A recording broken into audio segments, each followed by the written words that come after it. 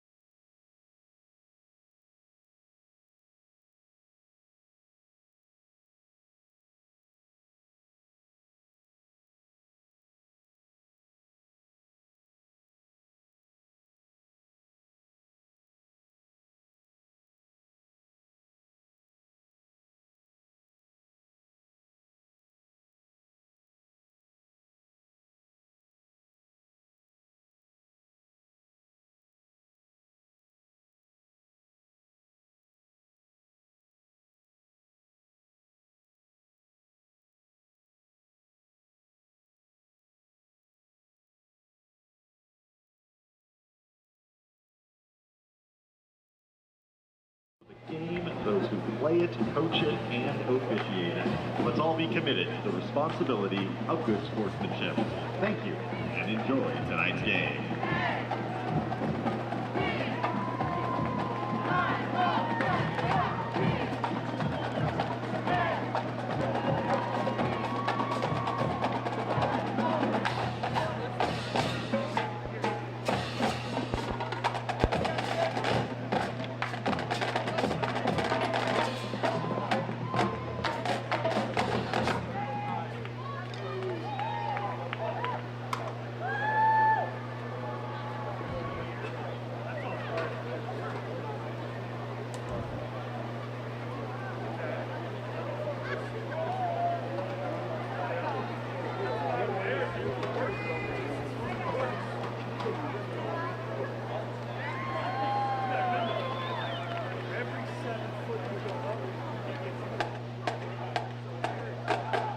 Monarch fans on your feet. It's time to join the Monarchs marching band. Take way on Papillion.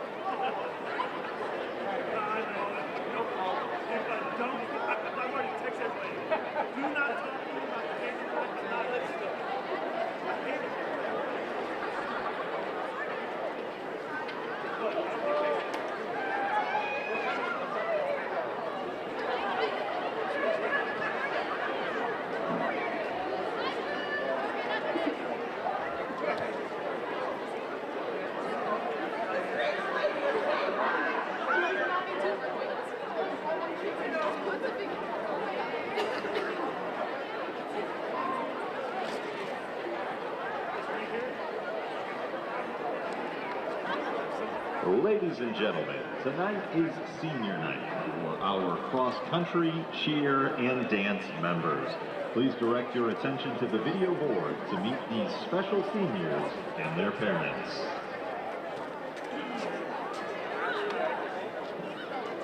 Hi, I'm Katie Dickamore. My parents are Ted and Sarah Dickamore. I went to Portal Elementary.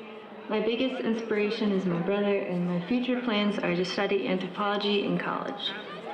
Hi, I'm Haley Gloop. My parents are Stephen and Michelle Gloop. I went to Portal Ridge and Prairie Queen Elementary School. My biggest inspiration is my mom, and my future plans are to become an MRI and CT technician. Hi, I'm Kara Hafke. My parents are Ben and Nicole Hafke. I went to Parkview Heights Elementary School. My greatest inspiration is Mr. Gray, and my future plans are to study business administration. Hi, my name is Ella Hansen. My parents are Dwayne and Michelle Hansen. I went to St. Gerald's. My biggest inspiration is my mom, and my future plans are to attend college and major in biology. Hi, I'm Becca Karnick. My parents are Suzanne and James Karnick. I went to Powell Road Elementary School, and my biggest inspiration is Coach Gray. My future plans are to attend college where I'll study biomedical sciences. Hi, my name is Josie Karnick. My parents are Suzanne and James Karnick. I went to Paddock Road Elementary School. My biggest inspiration is Coach Gray. My future plans are to attend college and study nursing.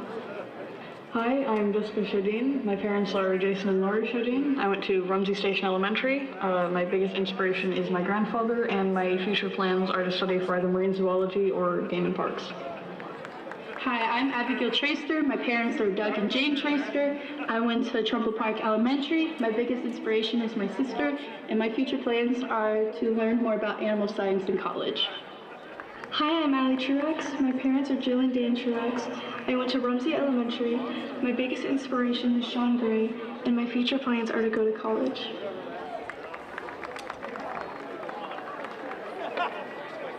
Hi, I'm Connor Bigelow. My parents are Rebecca Bigelow and Chandler Bigelow. I went to Parkview Elementary, and my biggest inspiration are my parents, especially my dad, who went in the Air Force. My future plans are to attend the Air Force Academy. Hi, I'm Hudson Carrico. My parents are Greg and Brenda Carrico. I went to GC Emily Hall Elementary. My biggest inspiration is Devon Lilly. You know who you are. And my future plans are to study broadcast media and meteorology at the University of Nebraska-Lincoln. Hi, I'm Lamine. My parents are Seydou and Bintu Koulibaly. I went to Coach Julian Elementary School in Marcel, France. I run cross country. My biggest inspiration are my friends. My future plans after high school are to go to college and study business. Hi, my name is Andrew Jorgensen. My parents are Leah and Brian Jorgensen. I went to Portal Elementary, and my future plans are to go to Wayne State for IT. Hi, I'm Craig Karakis. My parents are Kevin and Cody Karakis. I went to Antelope Trails Elementary School. My biggest inspiration is probably my parents, and my future plans are to go to college somewhere in the Midwest. Hi, my name is Devon Lilly. My parents are Gene and Carol Lilly. I went to Parkview Heights Elementary. My biggest inspiration is Ethan Mann. My future plans are to go to university and study media broadcasting. Hi, I'm Ethan Mann. My parents are Anne Marie and Jeffrey Mann. I went to Terra Heights Elementary School, and my biggest inspiration are my parents. My future plans are to run in college and get an education in the process. Hi, I'm Jake McDean. My parents are Adele Oriana and Miguel Oriana. I went to Gateway Elementary. My biggest inspiration are my parents. My future plans are undecided. Hi, my name is Michael Peterson. My parents are Michael and Melissa Peterson. I went to Gardner Elementary, and my future plans are undecided. Hi, my name is Jack Peterson, and my parents are Gene Peterson and Kevin Peterson. I went to Hickory Hill Elementary, and my plans after high school is to go to Metropolitan Community College. Hi, my name is Sam Rupert. My parents are Tara and Kevin Rupert. I went to G. Stanley and Portal Elementary. My biggest inspiration was probably the Education Academy and the history teachers I've had through the years. I would probably say that I want to be a middle school history teacher. Hi, I'm Ian Ratchford. My parents are Jim and Jamie Dittinger and Mindy and Dale Ratchford. I went to Hickory Hill Elementary, and my future plans are to go to Iowa State University.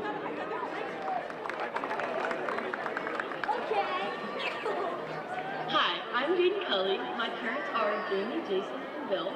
I went to Hickory Hill Elementary, and my biggest inspiration in life is my wiener dog, Jackson. My future plans are to attend a four-year university to major in kinesiology on the sports medicine track. Hi, my name is Avery Delich. My parents are Jennifer Hope and Daniel Bourne. I went to Rumsey Station Elementary School. My biggest inspiration is my little sister, and I hope to attend Augustine University and double major in political science and English. Hi, my name is Alexis Franz. My parents are Jared and Mandy Franz. I went to Wilson Focus Elementary School. My biggest inspiration is my dad, and my future plans are to study special education. Hi, I'm Gwendolyn Leonard. My parents are Mike and Lynn Leonard. I went to St. Columbia Elementary School. My biggest inspiration is Harry Styles, and my future plans are to study business or education. Hi, my name is Reese Morrison. My parents are Chrissy and Dave Morrison. I attended Conestoga Elementary School. My biggest inspiration is my grandma, and my future plans are to hope to attend Wayne State College. Hi, my name is Allison Price. My parents are Marty and Jennifer Price. I went to Portal Elementary School. My biggest inspiration is my sister, and my future plans are to attend the University of Nebraska-Lincoln to study biological sciences.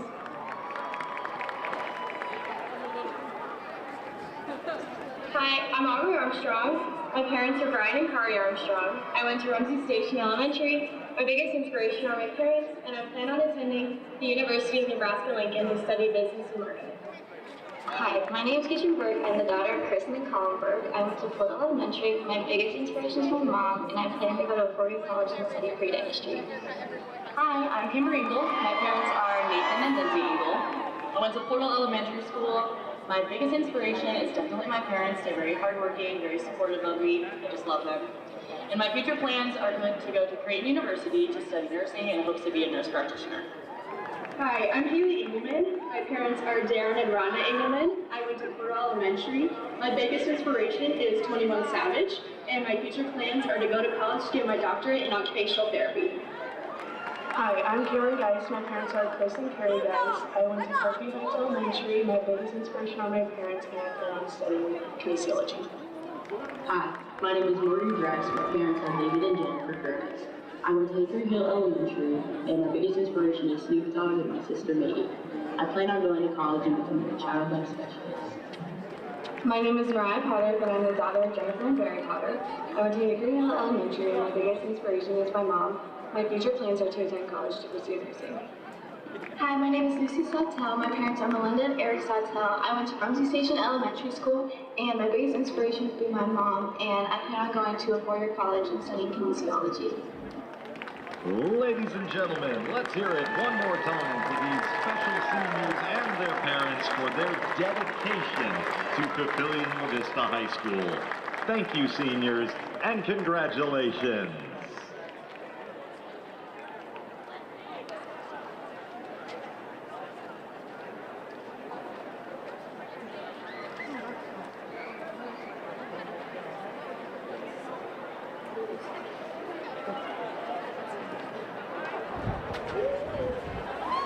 Continuing with our senior celebration, it is now time for a special senior night performance by the Papillion La Vista dance team.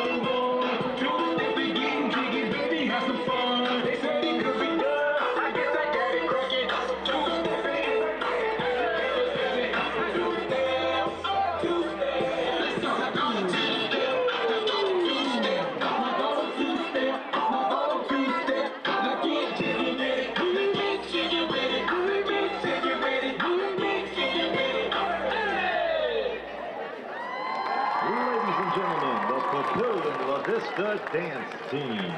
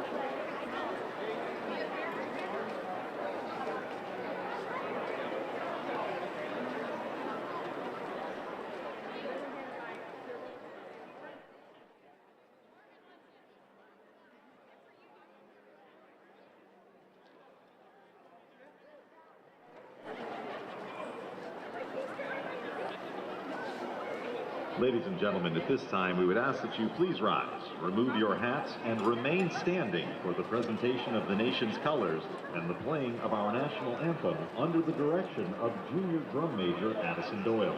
The colors are being presented tonight by the Papillion La Vista Community Schools Navy Junior ROTC Color Guard. The members of the Color Guard tonight, Noah Fichtel, Allison Bateman, Jessica Spence, commanded by Sean Leroy.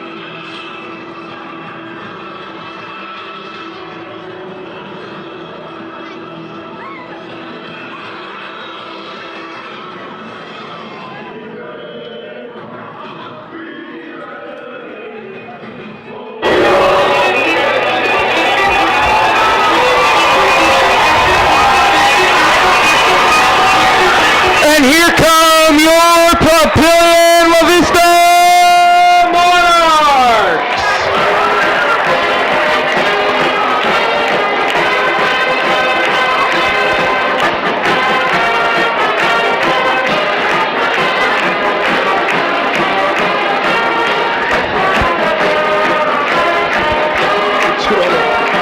Scoot back. Scoot back.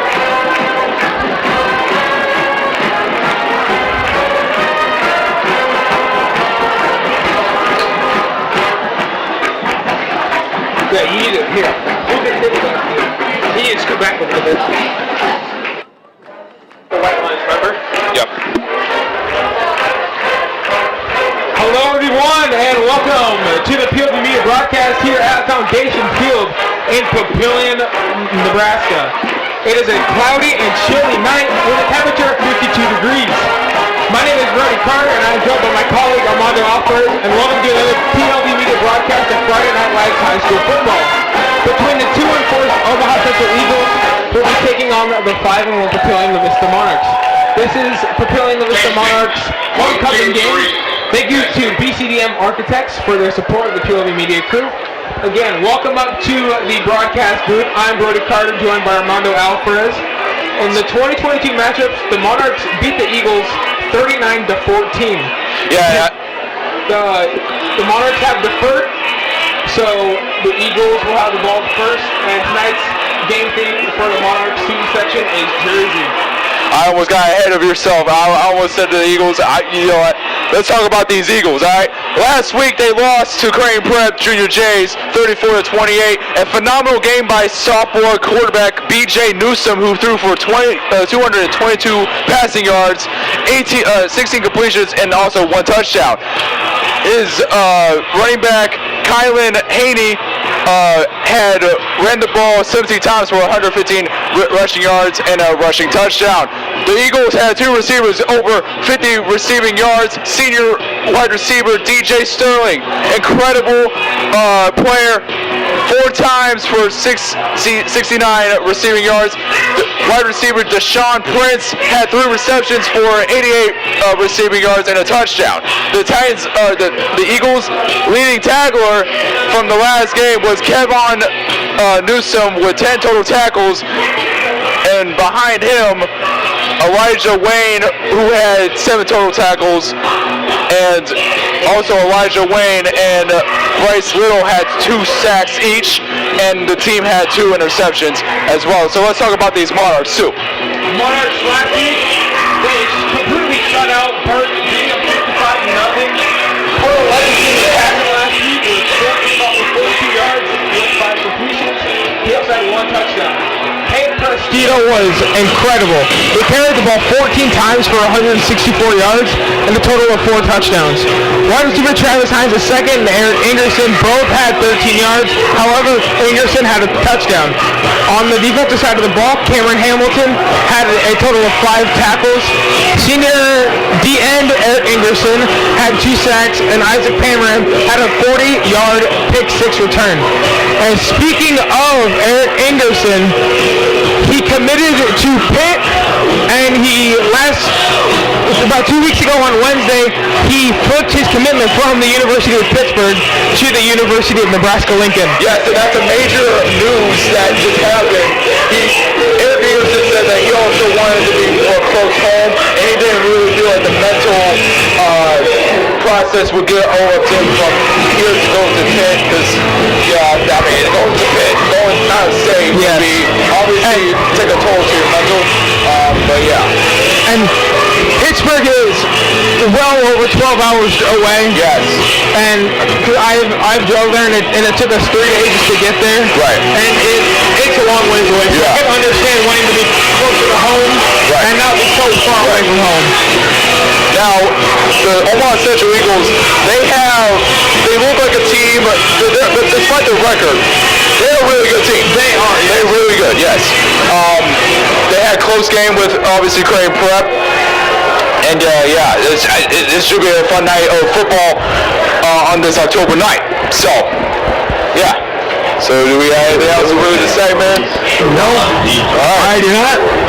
People at home, enjoy this. You're going to enjoy a show tonight. Let me just say that. Yeah.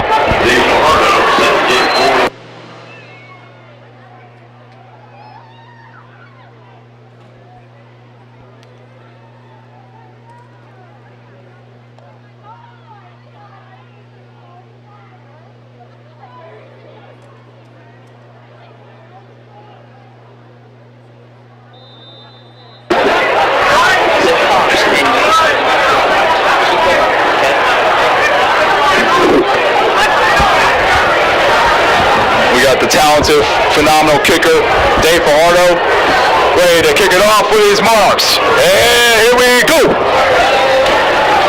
I didn't even see the ball for a second. There'll be a touchback, and it'll come out to the 25-yard line. And let's just talk about how Omaha Central's quarterback is really having a good season of his own. Over 1,000 passing yards and also 12 total passing touchdowns. And absolutely phenomenal season for a sophomore. Yes, it is. when I was putting in the stats earlier, I was like, that is some crazy stats. Yeah, you were craving over those stats. I've heard, yes. I mean, you don't even get to see that from a sophomore, though. That's a true part, yeah. You don't get to see that from a sophomore. And yeah, that's... When we look at their roster, it's really not like a lot of 12th graders. They're kind of more diverse with their roster. Yes. And same goes for the Papillion La Vista Monarchs as well. Yes. DJ Newsom hands it off to Haney. That was a gain of 5 on the play. And let's talk about how his running back Haney's having a good season as well. 350 rushing yards and 6 total rushing touchdowns on 46 carries. I mean, that's a decent season to have. He's averaging a touchdown per game. Right. Which is not bad. Yes. I mean, that's 7 yards per carry. I mean, that's like up to the pro level. Yes. And to have a reliable running back and a quarterback is what you need to win football games. Like, yeah, you need a good defense. You've seen teams that have really good that is really good defensively, but not the best offensively. And they have been able to get things done. 3rd and 3. Now, in the past weeks, this Monarch defense has been really good, too. Eric Ingerson with obviously 24 tackles and 3 tackles for loss for the season. Haney on the carry. He'll get up to about the 32-yard line. And there are some good matchups tonight in Class A. Right. We have the Battle of Bellevue. Bell East, that would be a great one. We have Omaha West Side versus Kearney, which that will be a very great matchup. Yeah, both teams are undefeated. And this will obviously claim the spot as the number 2 team that's undefeated. Yeah. Haney runs out left. He's tripped up. He's taken down at the 34-yard line. Another really good one will be Elkhorn South versus Grand Island. 2 really good teams. That tackle made by Isaac Pamaran. That was a good shoestring tackle to not have Haney go for more yards. I mean, he averages 7. They don't want to have him average 7 tonight. Or more, possibly. Newsom flips it to his running back. He is hit hard. Cameron Hamilton, oh my goodness. That was...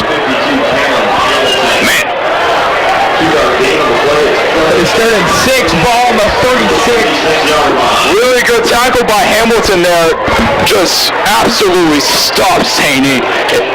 Not allowing him to go for yards. It was like he was stopped by the Great Wall of China. Since their running back averages 7 yards per carry, why no? It's 3rd and 6. They could just run it, but Newsom throws the ball to Andrew Brown. And that is 4th and 6. He is tackled by Isaac Pamaran. It is now 4th and 6. Yeah, and Pamaran is having an end of the season as well. 22 total tackles and 2 interceptions of the season. He's really a good defensive back, if you really think about it. And also, he's an offensive player. He's an offense baller, too. Yes. Now looks like he is on to receive the kick. Valentine Lander on to punt for Omaha Central. And that was a very high boot, and it'll be caught at the 38-yard line. We will now see the Monarch offense out on the field.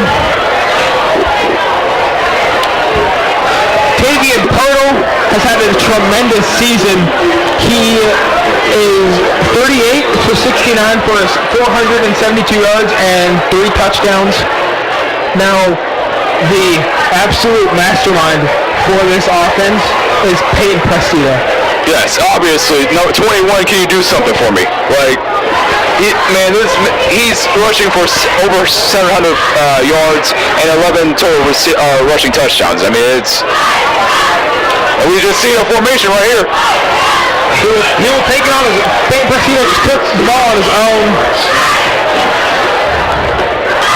Tonight's captains for the Monarchs: number 5, Trent Levicki; number 58, Dallas Hamilton; 74, Landon Von Segren; and number 81, Eric Ingerson.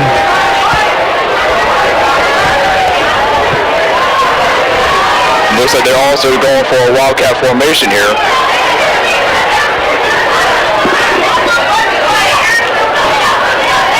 Persino on the snap again. He's running out to his left, and he is taken out around the 45-yard line.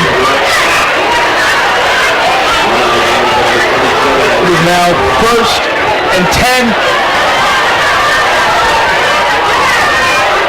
Hey, Coach Tim Williams, we've seen him throughout these games. He likes to get creative with these formations and plays. Yeah. As we saw on the previous two, he loves using his running backs, his backfield really well.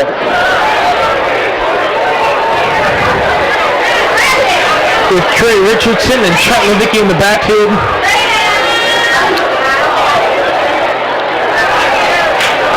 Bad snap. Ooh. They look like they got the rebound. Yes. They look like they got the rebound. That was... Yeah. It could have been bad. It could have been bad for the Monarchs, sir. Speaking of Caden Bush, Mike Sauter during the offseason came out with a practice report for the Papillion La Vista Monarchs. Right. And he had Caden Bush being the Monarchs breakout player of the year. I mean, that was an interesting take by Mike Sauter. I mean, he's been really phenomenal in the run blocking as well. Prestino on the direct snap again. Oh, still going.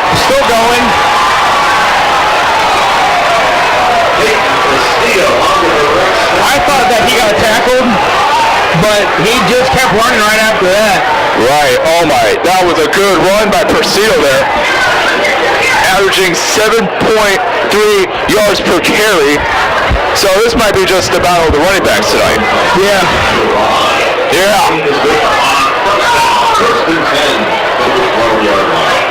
Levicki as a quarterback now. Levicki with the direct snap.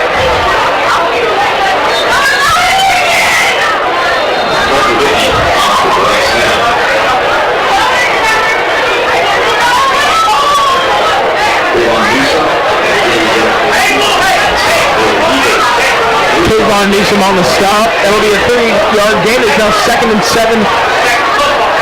On the... As they put in Persino as well. Back in.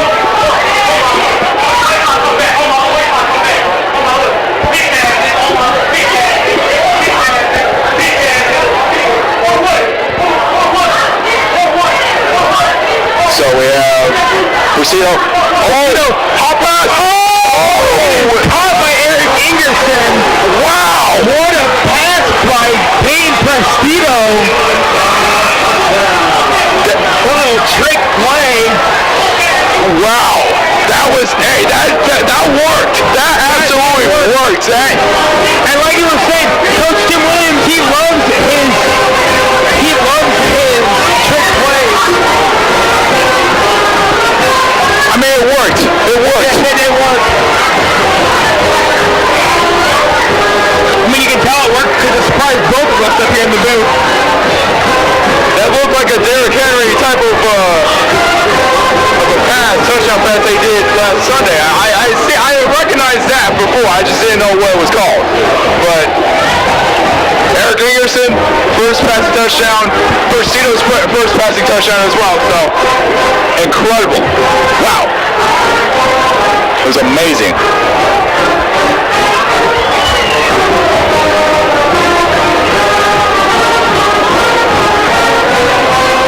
I wonder if that was their first plan when they got their first drive.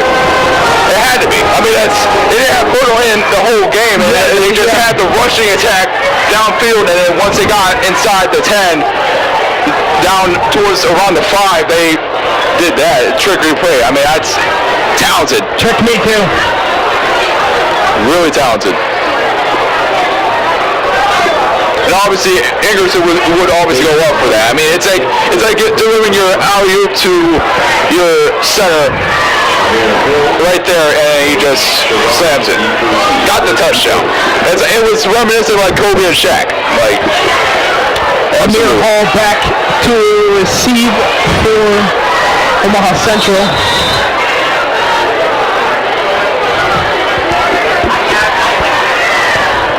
And that would be Ingerson's 3rd touchdown of the year. Dave Fajardo is your kicker for Papillion La Vista.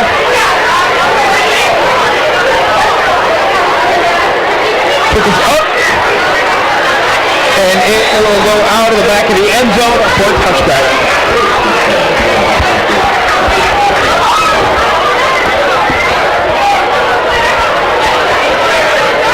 It will be 1st and 10. Ball on the 20.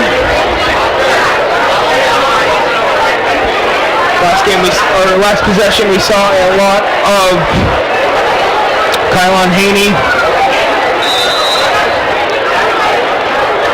I mean, it's a cold, chilly night. I don't think no one really wants to throw a ball tonight. Yeah. I mean, my hands were freezing in the pregame, so. Kylon Haney on the run. He's going to get a solid gain of 7 yards. Cale Johnson on the stop for the Monarchs. It'll be 2nd and 2. Ball to 28.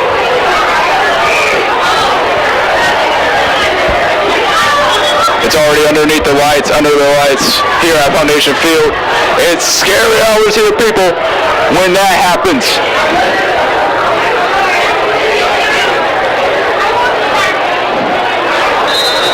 Not only is it scary hours, it's also spooky season. Yep, it's October. I'm going to be dressing up as a banana. Haney on the carry again.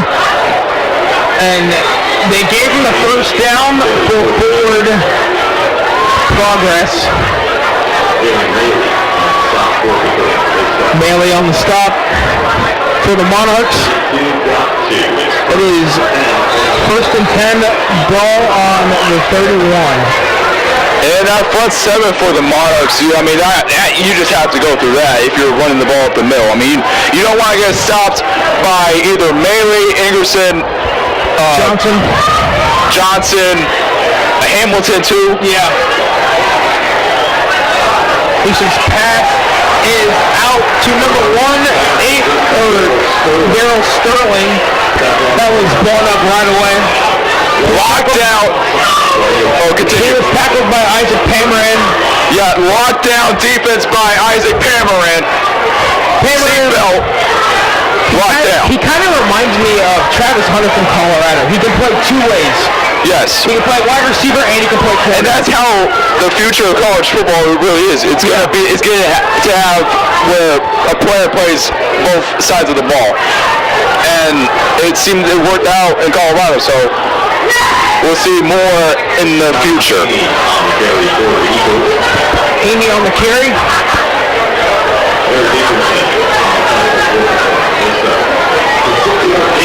It'll bring up 3rd and 5, ball on the 36-yard line.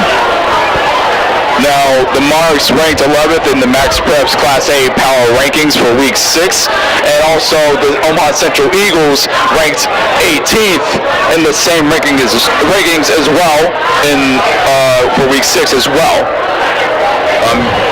The Monarchs will. There's a flag.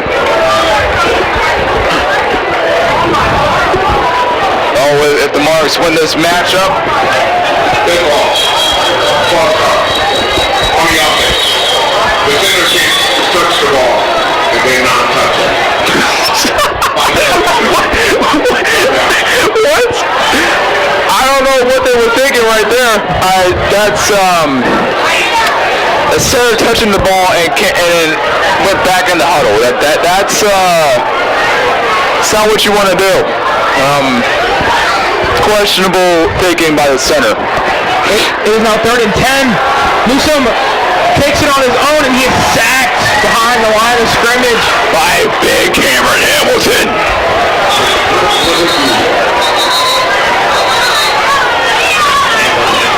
And Hamilton with the sack there. That's a incredible sack by Hamilton. Now let's talk about the games that are going around the Metro. You bring it up. You brought up the Titans and Dragons. Let's talk about that. So the Titans are up 13-0 against the Gretna Dragons, which last year, remember the Dragons going undefeated? Right. Last year, they beat the Titans here on Foundation Field. In a game that we streamed on POV Media, watching. Yep. So Scoville caught a pass from Sam Schuler, which put him up by 13, and then Sam Schuler with a 40-yard rushing touchdown to score the first points of the game. And then, like we said, Scoville in the end zone. Fortunately, Mr. Automatic missed the PAT. His first missed PAT of the season, obviously, yeah.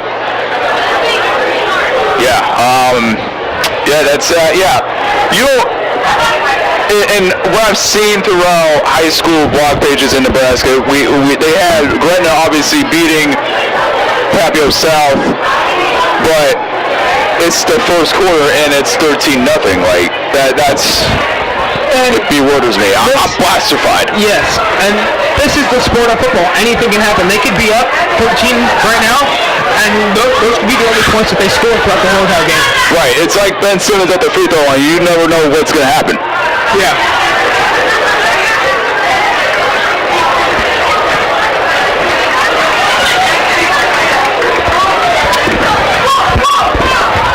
I obviously made that joke because someone's wearing a Ben Simmons jersey. Because tonight's theme is Jersey Night, so I obviously saw that and had to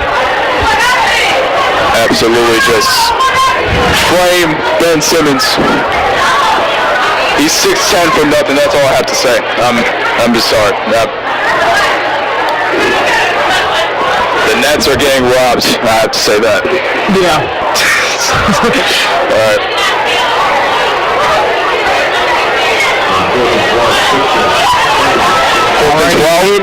It is 4th and 12. Ball on the 24. Valentin Lanier will punt for Omaha Central. It was almost blocked by number 29, Eli Webb, and there's a flag down. He ran into the punter. Most likely will be roughing the punter.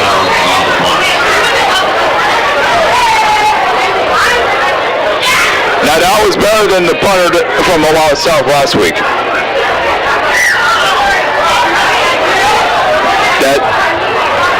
It's obviously, it was kind of windy last week, I get that. Yeah.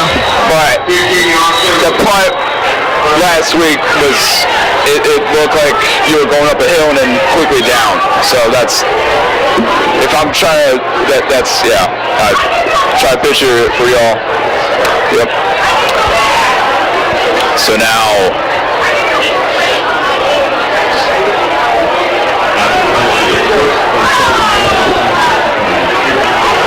so since it was 4th down, Omaha Central will have the ball. They accepted the penalty.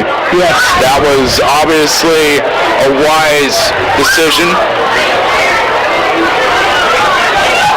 He flips it off to Haney, and he is taken down quick by Payne Bristino. He can run it with the backfield, but he can also play at safety and tackle you in the backfield. Good tackle by Bristino.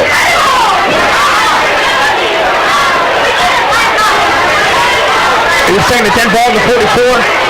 We are coming up to the last 2 minutes of the first quarter.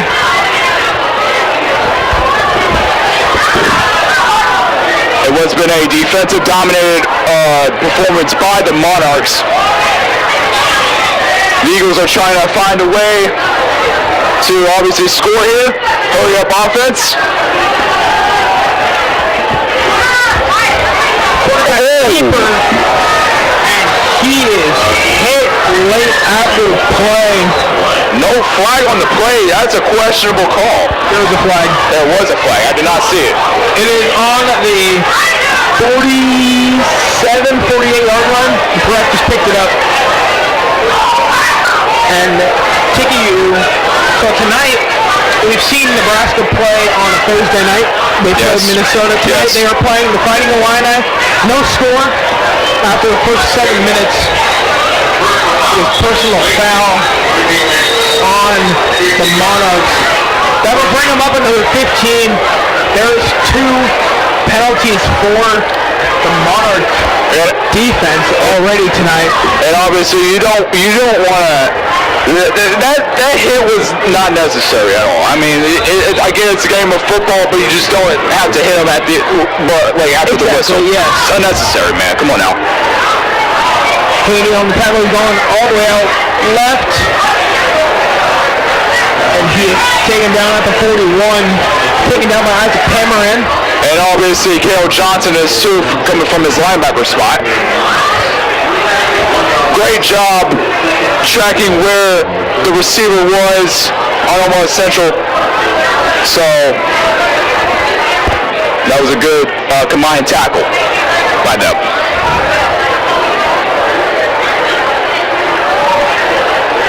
Second down and 11.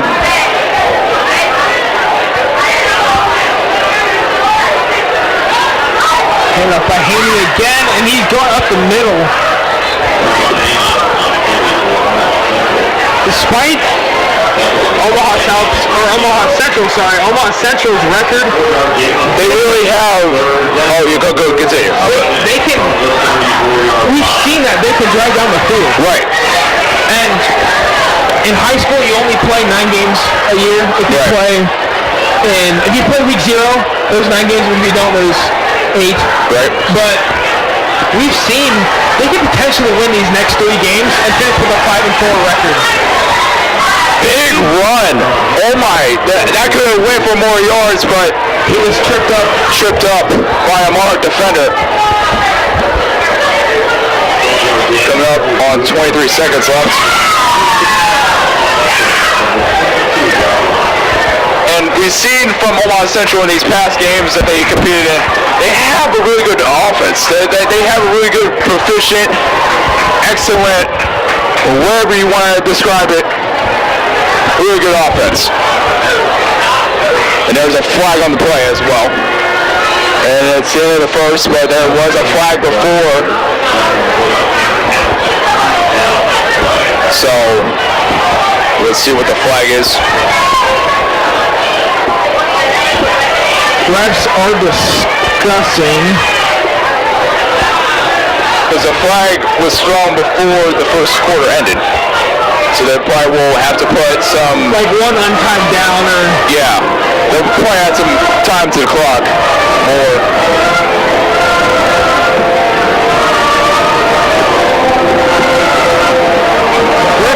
They picked up the flag. It is home on Omaha Central.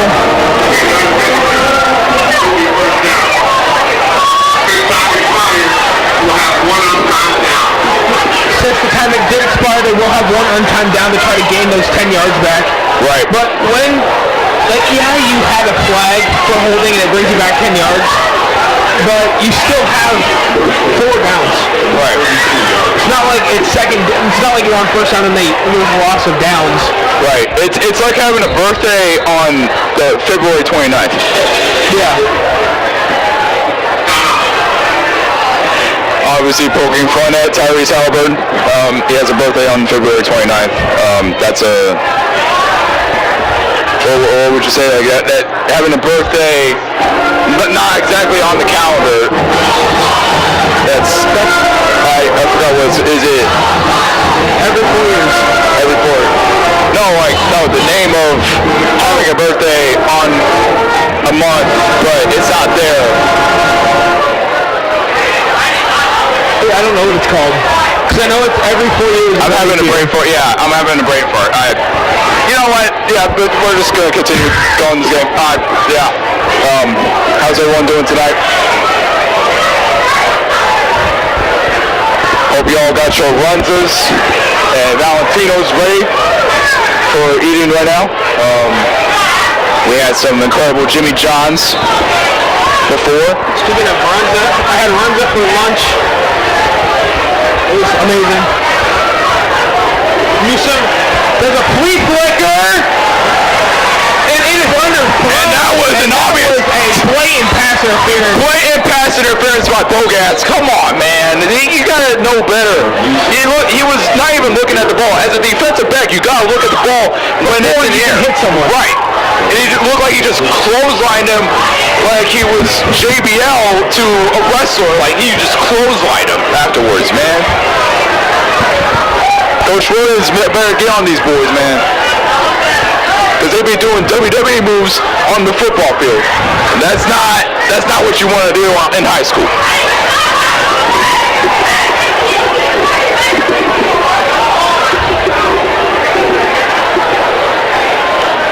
Waiting for the call.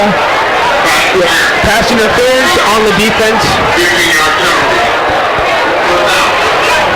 And that was add one more untimed down. So I guess the second quarter is just never going to start. Yeah. We're going to be here for a while, Brody.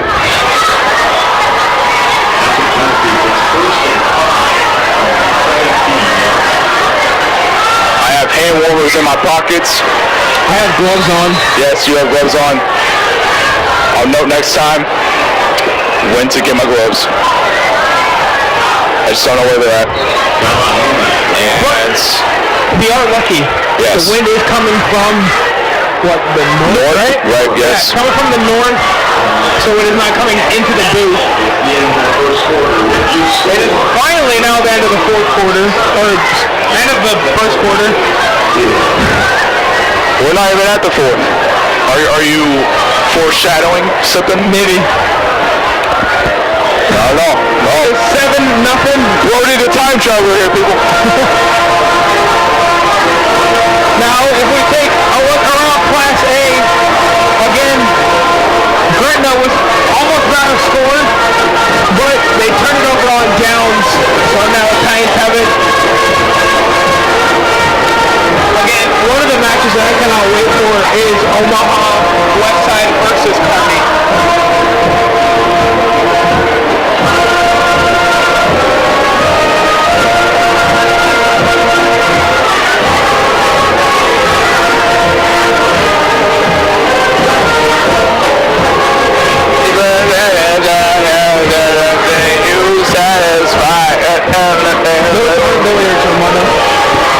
Well, let me sing. I want to be on The Voice. I want to be on Team Reba. Now, do you even know who sings this song? Black Sabbath. Yeah, but who's their lead singer? Ozzy Osbourne. I know music. Come on, man. Stop playing.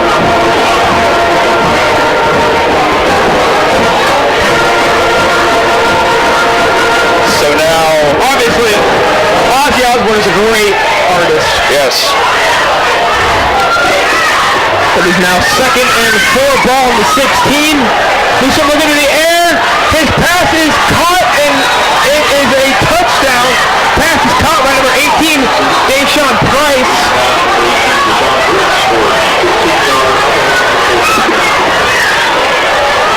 It is now 7-6. Incredible play calling by Omaha Central there.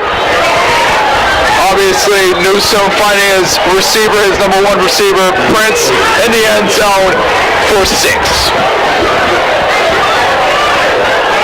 Speaking of Prince, he has 22 receptions for 473 yards, and now they've got 8 touchdowns. Yes.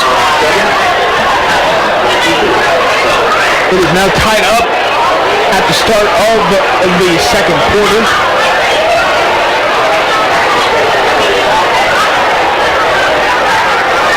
Let's Let's see what tricks does Mr. Williams have up his sleeve.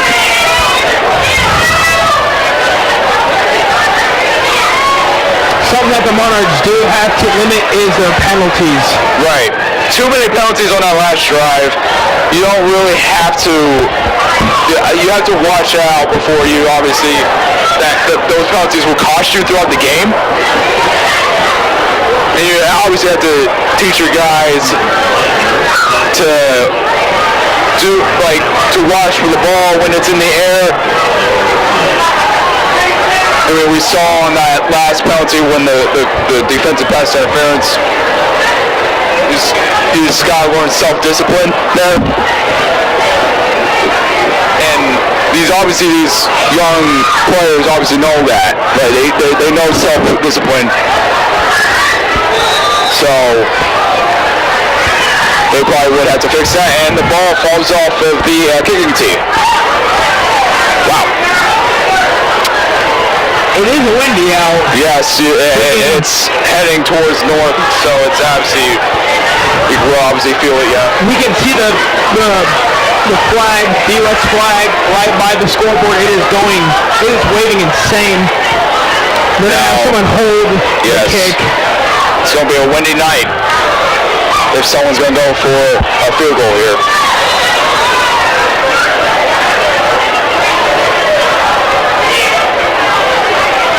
And here we go. Pullman just let that go out of the end zone.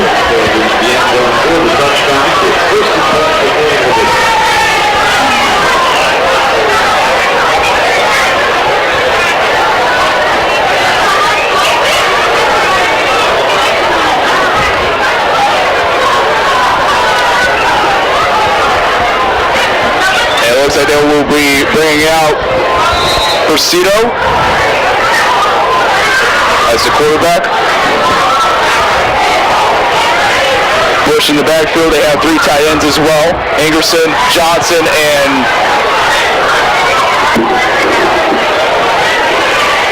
Varsity on the direct snap. He takes it, and it'll be a gain of 6. It'll be 2nd and 4. Ball on the 26.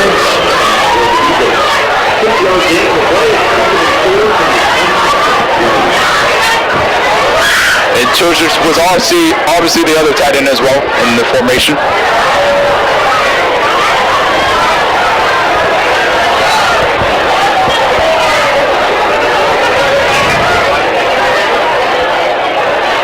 Still on the direct snap again.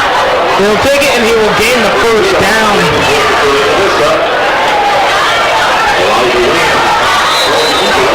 It looks like it'll be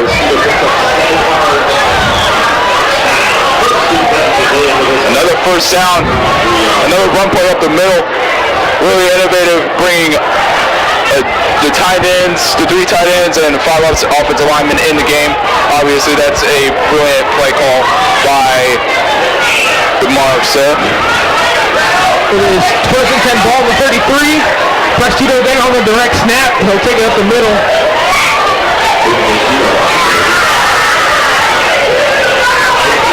He's gained a 30. Ball is now on the 36. As they got bringing Isaac Pimmerin in.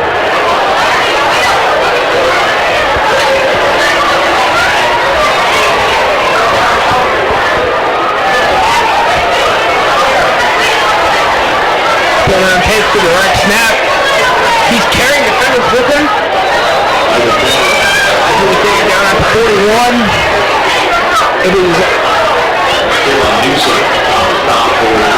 Kayvon Newsom. This dude leads the Eagles with tackles on the season with 68. Right, and he's absolutely a brilliant linebacker back there in that front 7 for the Eagles. But he's talented linebacker. He's everywhere on the field. Offenses, beware. Prestito on the direct snap again, and he will get the Monarchs first down. So you had Blake Major in as well in that bunch formation. Cameron back at quarterback. Bush in the backfield. 3 tight end set.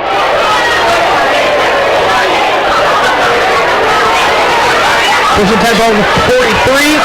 Cameron taking it out right by himself, and he is taking it down quickly. Low tackle there, and Anthony Liggins and Pamaran talking back and forth after that tackle. That was a really good low tackle to stop Pamaran from going for more yardage. But now it's 2nd down and 10.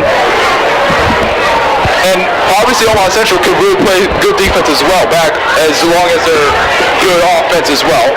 Yes. It's just them playing here and there. Trouble with the snap. Prestino is still carrying it. He's going down the sideline. And he is taken down. That went from a negative to a positive just like that. Yes. It bounced off his helmet. It basically, does that count as a passing and catching by the... I don't know. It has to count. I mean, it bounced off his helmet. They caught it and ran for yardage. I mean, that was very interesting, but made to a positive, and now they're getting close to the red zone. Pamaran in the backfield. Let's see it.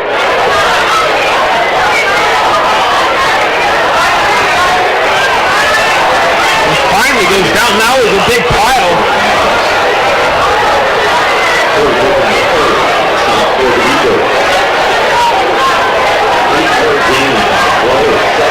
It is now 2nd and 2 from the 25. I really like the innovative play calling here. I mean, it's mostly running the ball.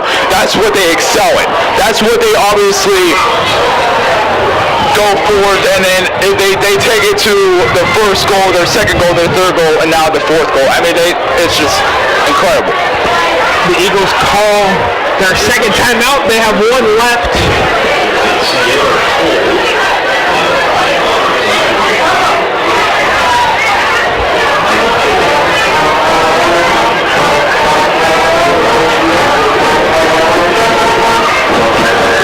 See, the Huskers are up 3-0. I guess they're fighting at 1-9. The game is in Champaign tonight. Yes. It's always hectic in Champaign. Illinois. I'm talking about Illinois, people. Come on.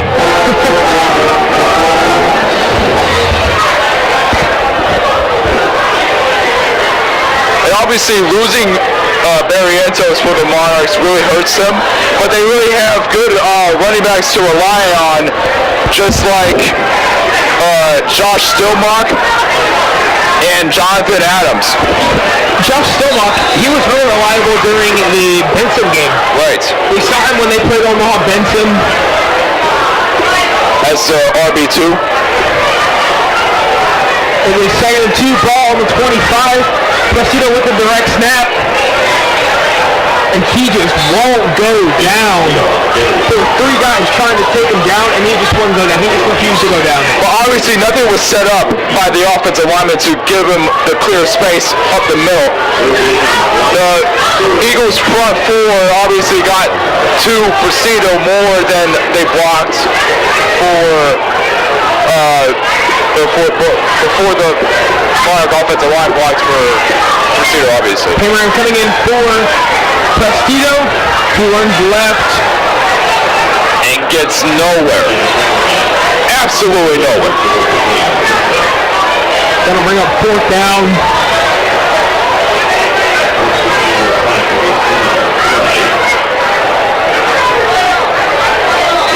Correction, it was 1st down. It looked up here that he didn't go anywhere, but all he had to get was 2 yards. Right. Now Prestino's back in.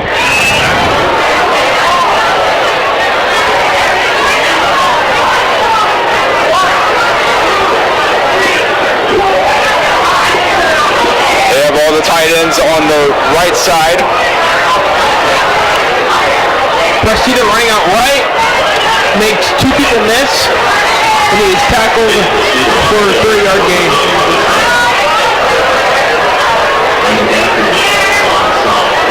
And they bring in Bogatz, Panmoran, and Hines as the receivers. Bring out Ingerson. They keep it at, and here comes Portal. Save the day. When I saw those receivers coming out, I'm like, oh, there's Prestito with his second touchdown. Yep.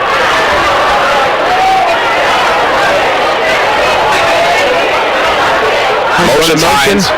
Ooh, and that's a false start, looks like. That's a flag, yep.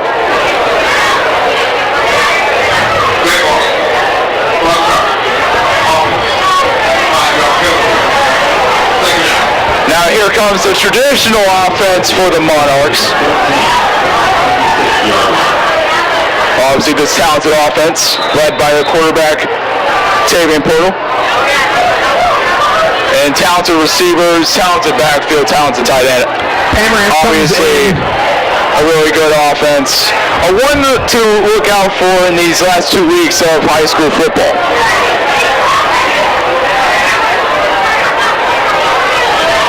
Prestito on the carry. And he just Sherman suplexes him. I mean, no flag. It looked like a German suplex from Brock Lesnar. I mean, that Eagle defender sent him to Suplex City. It is now 3rd and 10, ball 23 with 5 minutes left to go until half. They obviously knew where the Eagles defense obviously knew what the play calling was throughout the whole first quarter. And it's biting the Monarchs that they're in this 3rd and 10 situation. Prestito passes it out left to Bogat, and he is taken down before the first down. Correction, that was Caden Bush. Kayvon Newsom add that to another tap counter. Yeah, and obviously Porter with his absolute amazing playmaking he had the fullback screen set up for Bush. Obviously looked back and he threw it to him, got the first down. Now they're in the red zone inside the 10-yard line, inside the 5. Incredible job by the Monarch offense.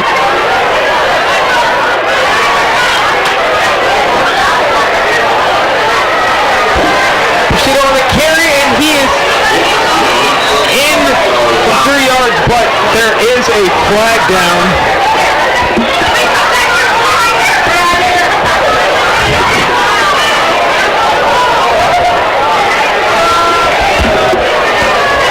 Waiting for the call.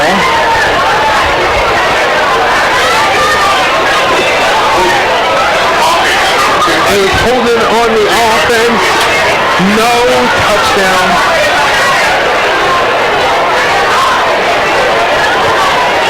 It was possibly the 3rd or 4th penalty of the night. 3rd, right? Pardon? Is it the 3rd penalty of the night? Yes.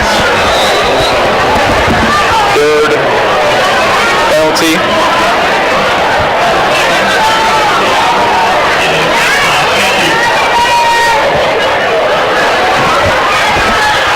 It is now 1st and 13, ball on the 13. In motion, hands it out to Prestito, and Prestito goes nowhere. Stopped by the great wall of China of the Eagles front 4. It is now 2nd and goal, ball on the 11.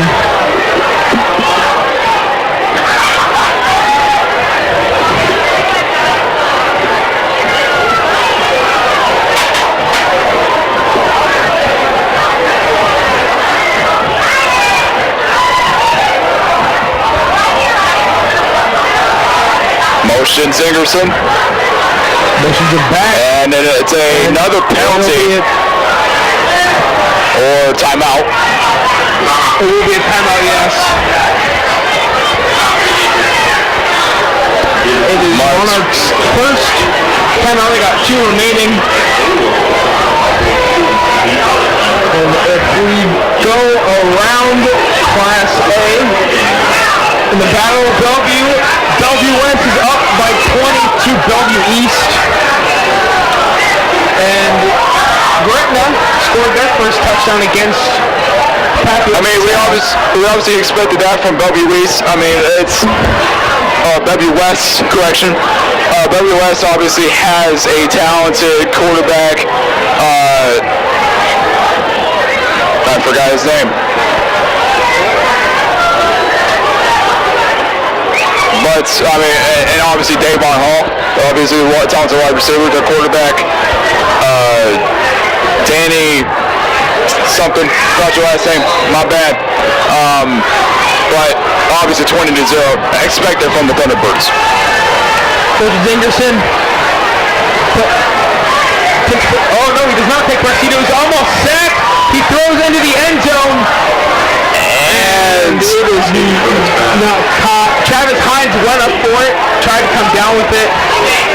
He tried to one-hand it. Too high of a pass. Yes. It was a good rollout, play-action rollout. But obviously, no Reveal. It's 3rd and 11. 2 minutes left till halftime. It will be the Papillion La Vista Monarch band and dance team as the halftime shows. Hope you enjoy that. Grab your popcorn. Enjoy the halftime show. Ocean Hines. Bertle throws out left. Pass caught by Caden Bush. And Bush, obviously, he had the catch, but he tried to regain his stumble, but it didn't go Reveal, and now it's 4th down. Turf monster got him. It's really, that really hurted them there. I mean, obviously going with the run formations with Varsity as quarterback really hurt them in the second quarter.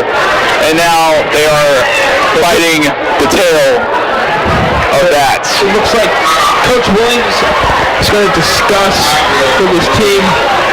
Each team both has 1 timeout left. Don't expect them to use it, obviously, in these last 2 minutes.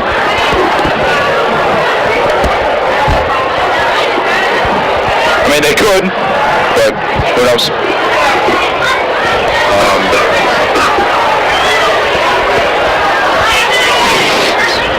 It's a cool, chilly night here. It is.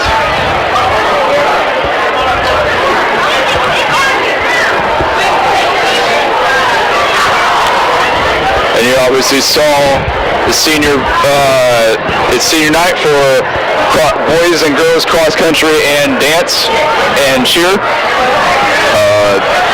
Incredible seniors. Thank you to them for what they've done to Papillion La Vista.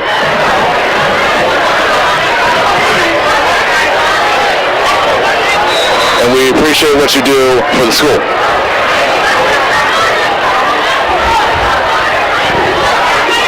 Polo rolls out to his right, looks left, and his pass was just too far for Eric Anderson. And that's a first turnover on downs for the Monarch offense. A really good wheel route by Ingerson there, was open, but Polo just overshoot him. And that is a turnover on downs. It's not how the Monarchs wanted to end that drive. I mean, they were in the red zone for the Eagles side of the field, couldn't capitalize, and now it's the Eagles ball. First down and 10.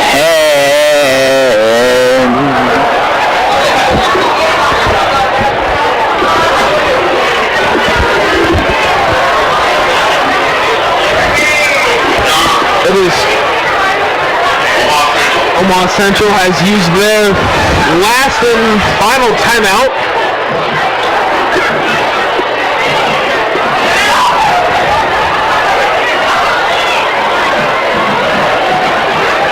So,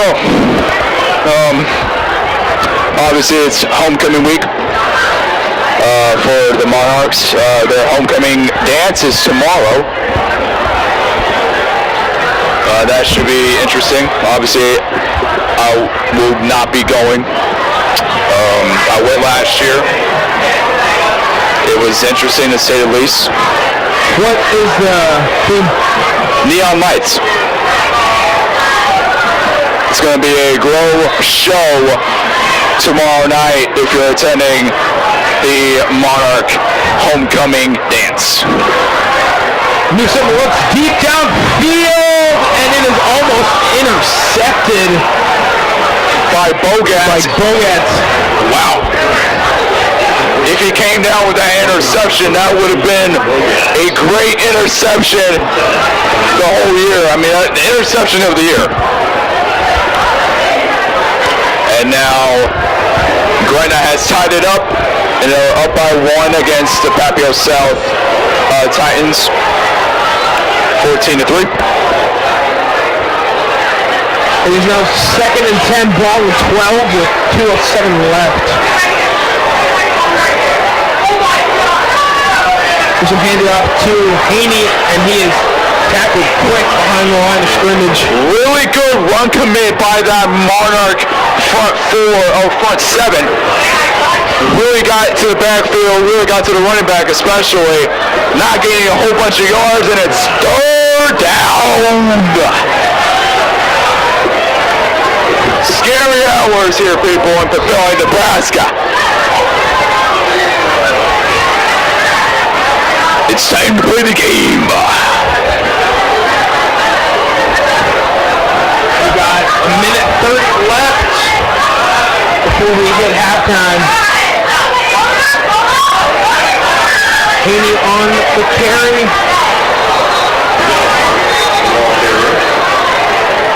And absolutely nowhere. Ingerson and obviously Cameron Hamilton there to stop him. I mean, an incredible job by that front 7 on that drive. And it's a crucial punt. Omaha Central. Timeout, final timeout. That was Papillion Monarchs. Omaha Central called them.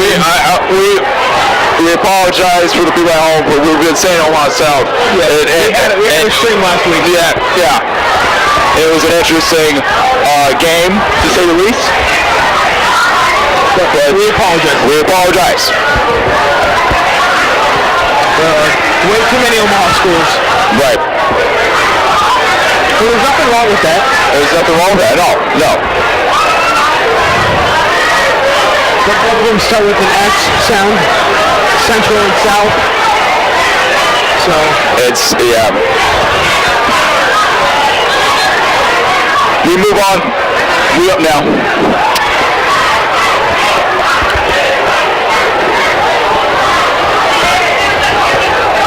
And obviously we'll have our halftime show as well during the half. Pam Miranda on to receive. Dangerous punt zone here. What a glorious punt. Pam going all the way to the right, and he is going down the sideline to the 30, 20, and he is taken down at the 10-yard line. Incredible return by Pamaran there. Got into the red zone, had the clear space, went to the right. My goodness, that was good. That was incredible. Insanity. Lucky for him, he did get out of bounds for the clock to stop. He did, yes. I did see that right foot almost touched the block in the back on the kicking team. And obviously that penalty hurts him. Yes. And wait. Yes, okay, I thought they would bring out the offense for Omaha Central. Just, they bring out Poodle.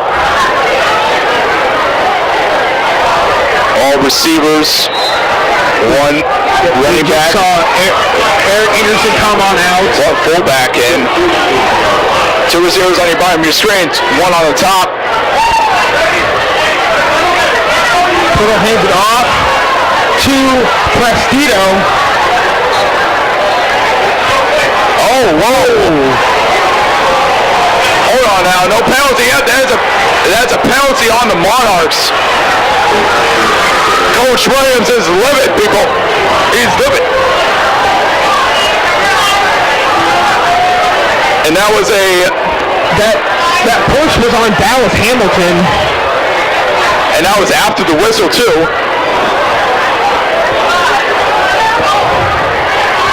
And that penalty hurts him. It looks like. But we'll see what it is. If it does hurt him or not.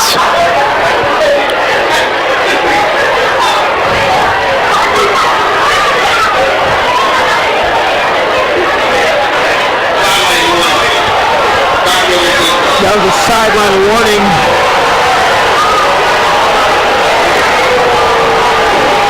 And you hear the crowd disagreeing, raining down with boos. I'm surprised they're not chanting, "Take his whistle."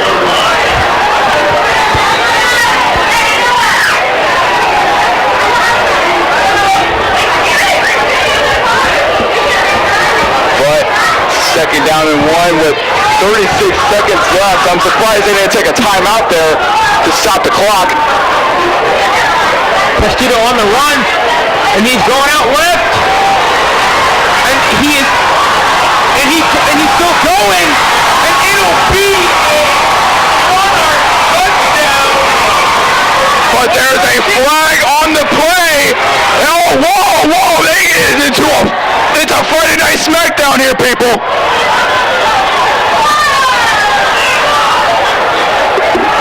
Wiggins, number 5, he got into it after that touchdown.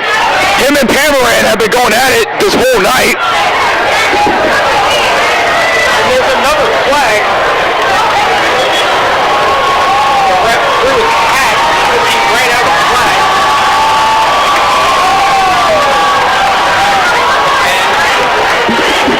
Recovery action. Waiting to see if there are 1, 2, 3, 4 flags out in the field. Just like the Wendy's 4 for 4, which they don't have anymore. Yeah.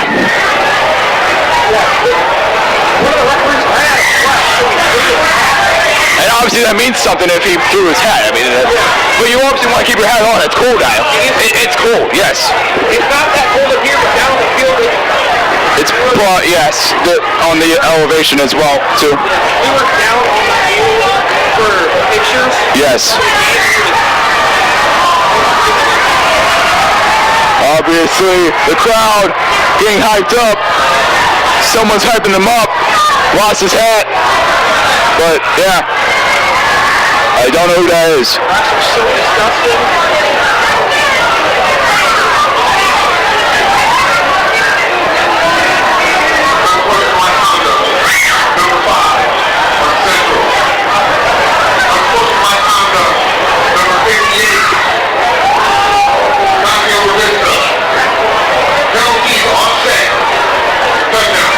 And that's a touchdown!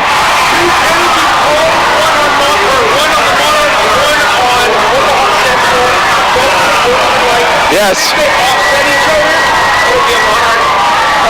Yes.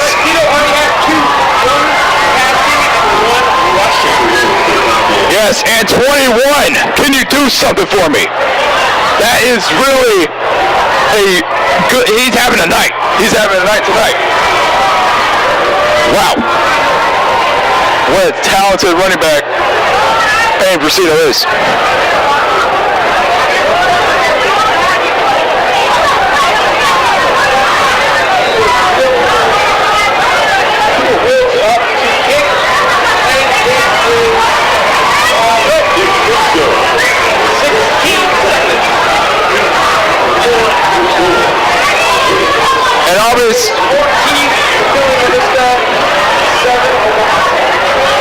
and the penalties there, for the viewers at home, they both offset it because both number 5 and number 6 are number 58. I mean, it looked like it was Cameron talking to number 5, Wiggins. I mean, that should have been on him. It was 4 flags on the field, so they all offset it. They can't obviously eject a player. But I mean, it looked like it was about to be a Friday Night SmackDown. I mean, or WrestleMania in the end zone. I mean, my goodness. I get it's getting towards the later in the season. I mean, we only have 2 weeks left. You just gotta have the tempers low. I mean, tempers are high right now. They're warm, extremely warm, but you just gotta lower it down. All right, you don't want it down your reputation.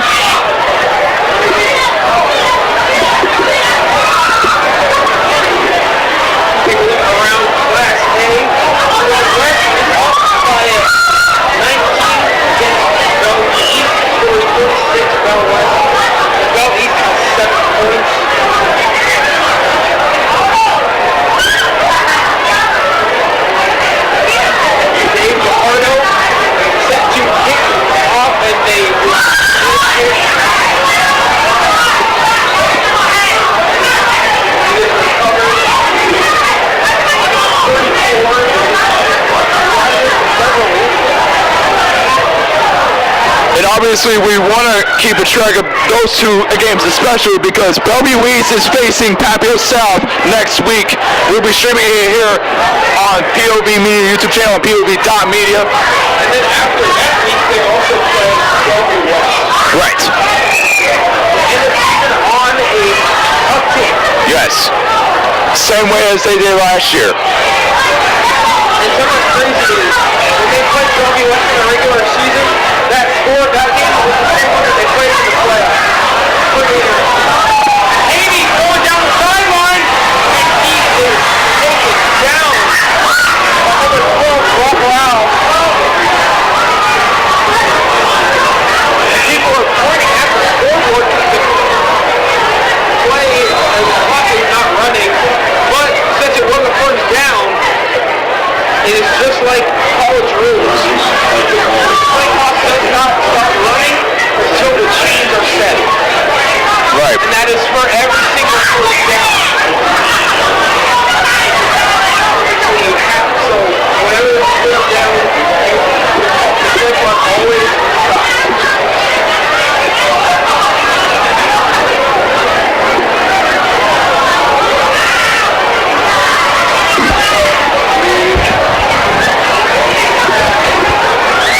Obviously 5 seconds left. We have 5 seconds before halftime.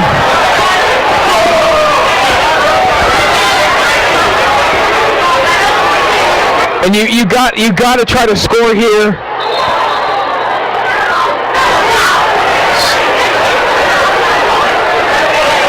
As refs motioning incomplete pass.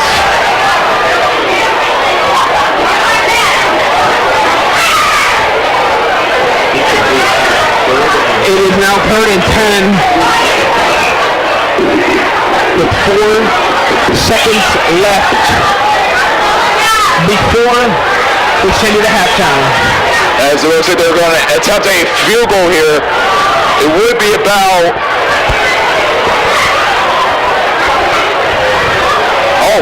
bad snap! And that would end the half. What a way to end the half. It was recovered by Dallas Hamilton. And yeah. And you'll see us in the halftime show, obviously. And that was pretty smart by Omaha Central to try to have a closer margin when they come out a half, but it's bad. It was a bad snap. Yes. I know it's chilly, and you probably have to get some hand warmers to make sure their hands are warm. So we'll send it to halftime. It'll be the Papillion La Vista Monarch band. Enjoy the halftime. Get your popcorn, people. It's going to be a show.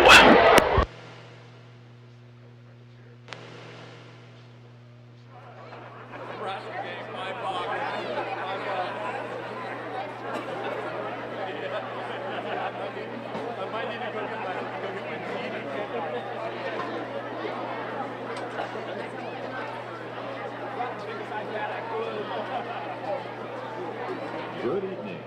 Welcome to PLHS Homecoming 2023. We had a great spirit week and look forward to the dance Neon Lights tomorrow at 8 p.m.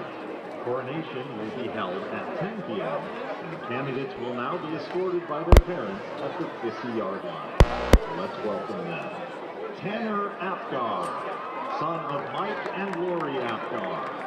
Plays high school baseball and is a member of Hope Squad and National Honor Society. Tanner is involved in Monarch Fishing Club and enjoys going golfing in his free time. He plans to attend the University of Kansas to study aerospace engineering next fall. Aubrey Armstrong, daughter of Brian and Kari Armstrong, is a member of the dance team, DECA, Hope Squad, and National Honor Society. In her free time, she loves to travel with her family, hang out with her friends, and play with her dog, Wrigley. She plans on attending the University of Nebraska-Lincoln to study business and marketing.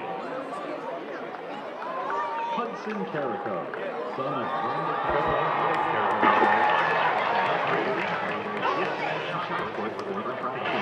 he is a member of the family, and a member of the photography.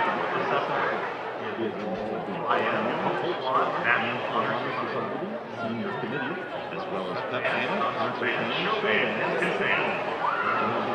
He enjoys making hype videos, photography, spending time with his family, and gaming against his friends and family.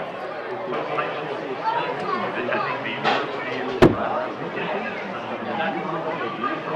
he hopes to one day become the next Varsity. Caroline Carrico, daughter of Brian and Lori Carrico, plays golf and enjoys distance track and field. Senior Committee and Hope Squad. During her free time, she enjoys drawing and painting, working out in the gym, hanging out with her friends, and spending time with family. Caroline plans on continuing her career in college and studying Spanish. She hopes to earn a state title in the distance.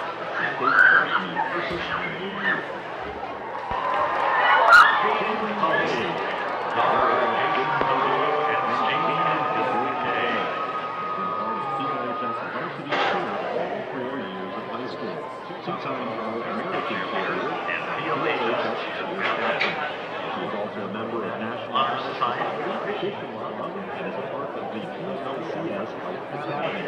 Jaden enjoys watching college football and hopes to one day in the sports medicine field.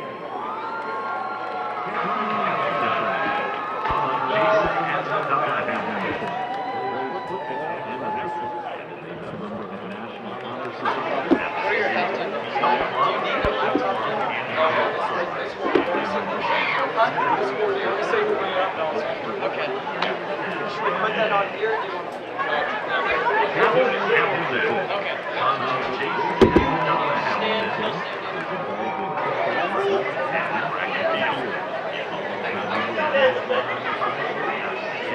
PL Club and Fishing Club.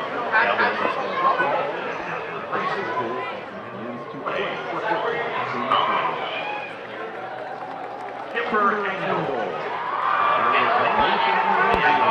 is a member of PLHS Dance Team, PLHS Marching Band, Monarchs Orchestra, National Honor Society, HOSA, Senior Class Board, and Fishing Club.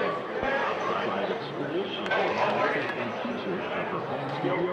She is also a student in the Academy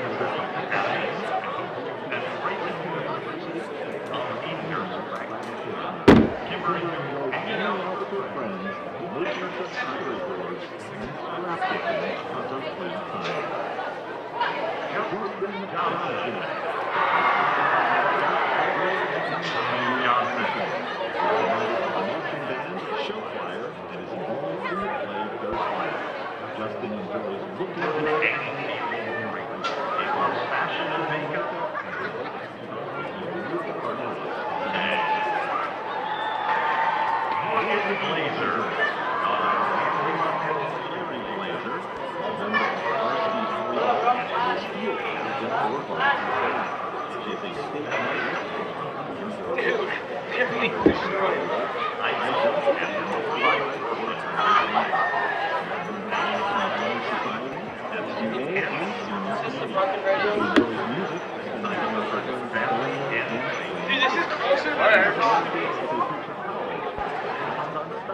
Aerospace engineering. So what? What's it at? 19 to 22 and a half.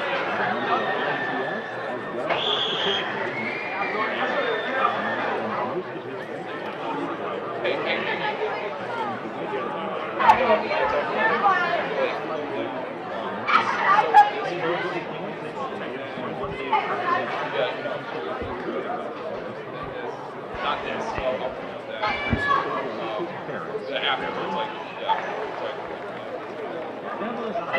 He has 2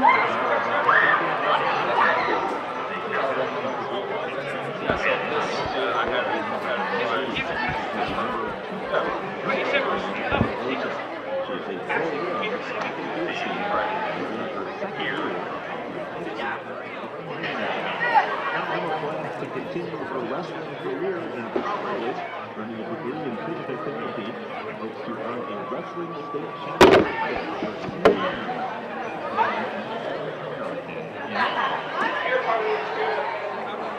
Ian Ratchford. Son of Jim and Jamie and Dale Ratchford is a member of the National Honor Society and Senior Committee. He runs high school cross country, also runs and high school track. Ian's future plans are to attend Iowa State University. Cassie Wells.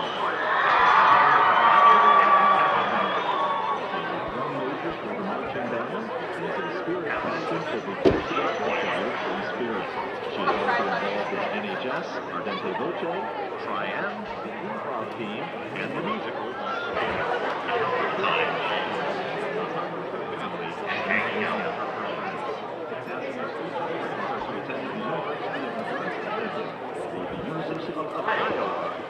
Yeah!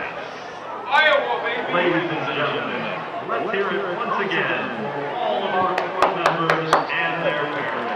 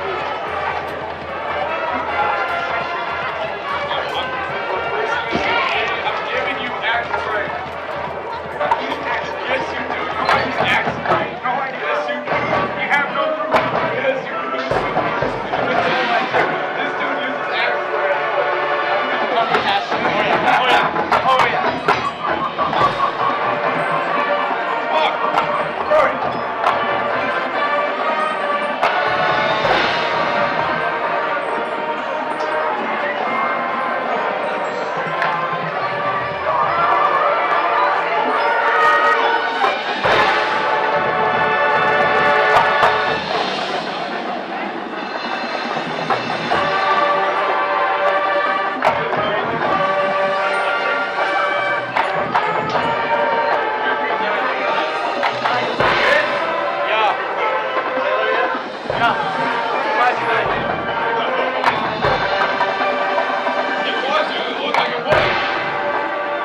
don't want to either.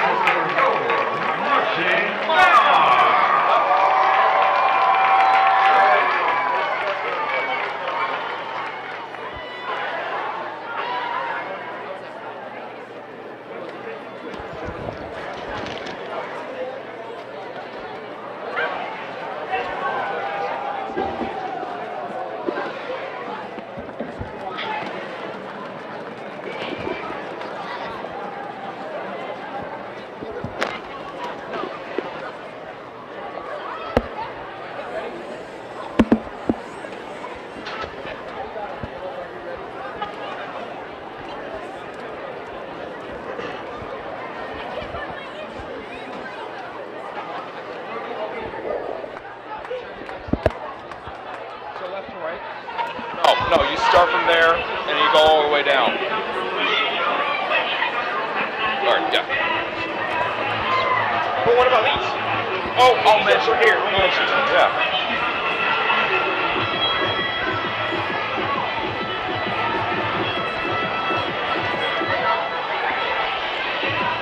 Alrighty, coming back from halftime, I'm Brody Carter, joined with Armando Alvarez. For the Monarchs, they've had 3 penalties in the first quarter. Yeah, absolutely. In the first half, they've had way too many penalties. Liggins versus Pamaran definitely is a battle.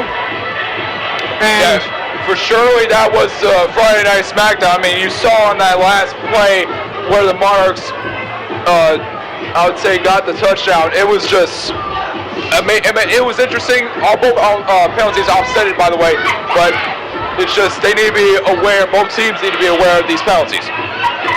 Also, Prestito, he's gotten 2 touchdowns tonight, one rushing and 1 passing touchdown. Also, there's a running back battle of the century, Payne Prestito versus Haney. Although Eric Ingerson has 2 receiving touchdowns on the night. Correct.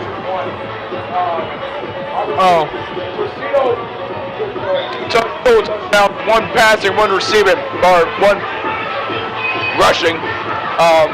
But yeah, it was just honestly, it's an interesting night of football tonight. 14-7. You know, it's just gonna be a town tonight. It's gonna be a great night of football. Yeah. And it's only the first half. We don't know what's gonna happen in the second half. So beware. Get your popcorn ready, people. It has been a very exciting first half. Yes. We've had a lot of runs from Prestito tonight, and then Octavian Pirtle came in toward the end, right, like middle-ish of the second quarter. So see him out there, and the Eagles were relying on the run game for about first quarter, and then they started switching to the pass game, which has helped on some of their plays. Yes, right. And obviously, let's talk about both defenses real quick. Both defenses have been stopping each other's offenses for about throughout most of this first half. And we'll see what they provide in the second half and see if this is more of a defensive game to watch tonight. And like we were saying, it's been a very big battle on the ground between Prestito and Haney, and I would like to see more of that tonight. Right. It's like Rocky Balboa and Dragunov going at it. All right, Rocky 3. Watch the movie. It's like what it is tonight. So, yeah. And we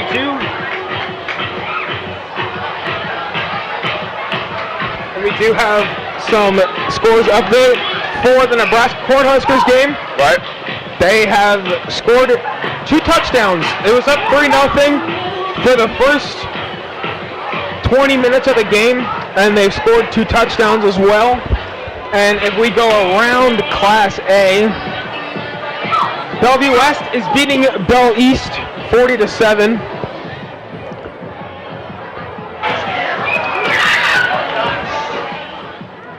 Papillion La Vista South is losing to Gretna by 3. Score is 19-22. That game is at halftime. If we go to another Class A matchup, which is so at halftime, Westside is beating Kearney 56-0 at the end of one half. We obviously see what the better team is in there. I mean, that's just, wow. And then, please don't stop the, please don't stop the, please don't see you, that take you away, and please don't stop the music. And then a battle between Lincoln schools. Lincoln East is facing Lincoln High. Lincoln East is up by 41 points. And after the last play of the second half, or of the second quarter, Omaha Central tried to go up and kick it, but they had trouble with the snap, and the score still stayed 14-7. And obviously, if you're just tuning in to the second half, I'm Armando Alvarez, joined by Brody Carter, commentating tonight's football game between the Omaha Central Eagles and the Papillion La Vista Monarchs. All right.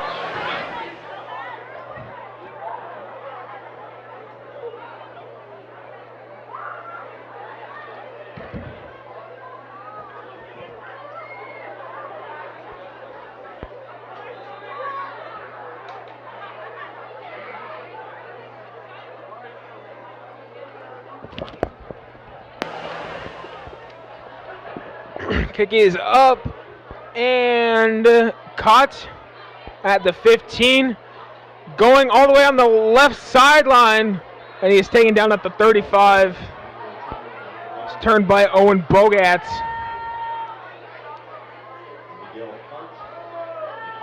Now let's Monarchs see. will have great field position.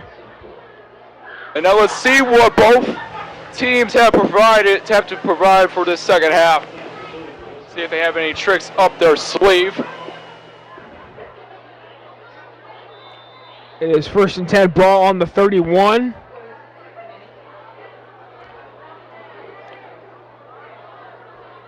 Prestito in at quarterback. Hands it off to Prestito.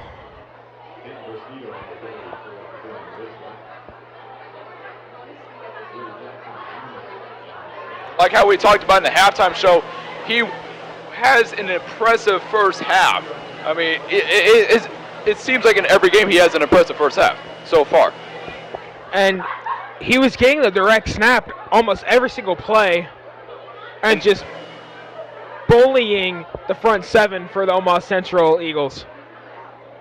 Prestito on again with the carry, and he is up almost to midfield. And another penalty to see what it is.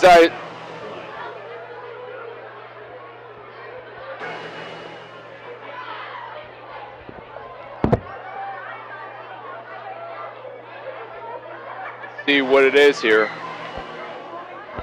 Looks like it'll be on the Monarchs. They are moving back. And it was holding.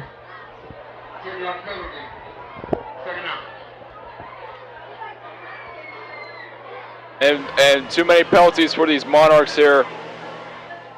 Mostly on defense, but it's been like sort of even.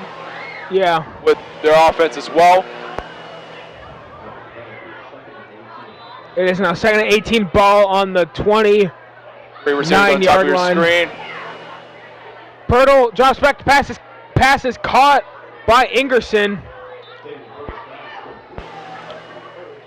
And he is down at the 42-yard line. Nice little curl route for Ingerson there at the wide receiver spot. even though he's a tight end. That was a route for the wide receivers, a curl route.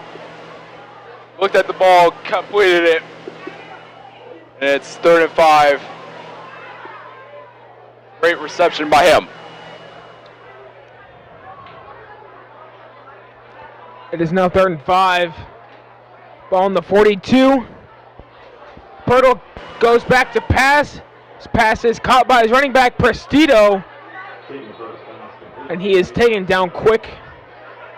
Really good effort by Prestito there, trying to not stay down. Obviously couldn't go for more yardage. And it's 4th down for this Monarch offense. Special teams unit coming out on the field here.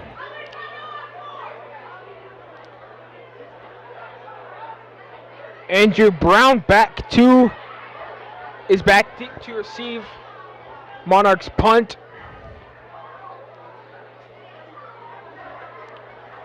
And it is a fake punt. Oh, wait. Correction. Well, he rolled out and then he punted it. I've never seen that before. That was an interesting style of punt. Yes, and obviously in the style of punting, you obviously want to get some trickery on the opposing team's special teams. But he rolled out, punted. Incredible punt by Travis Hines, by the way. Who isn't even a punter. He's not even a punter, no. That's very talented punt for his first punt of the year.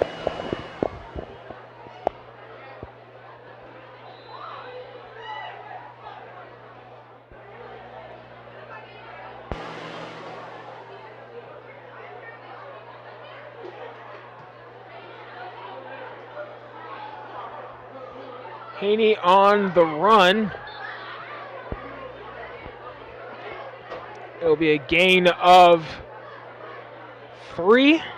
It'll bring up 2nd and 7, ball on the 21.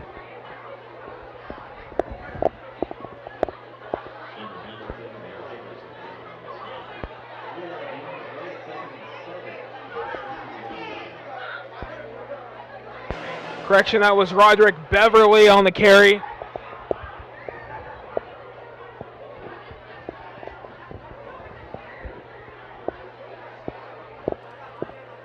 Newsom decides to keep it himself, and he gets out of bounds.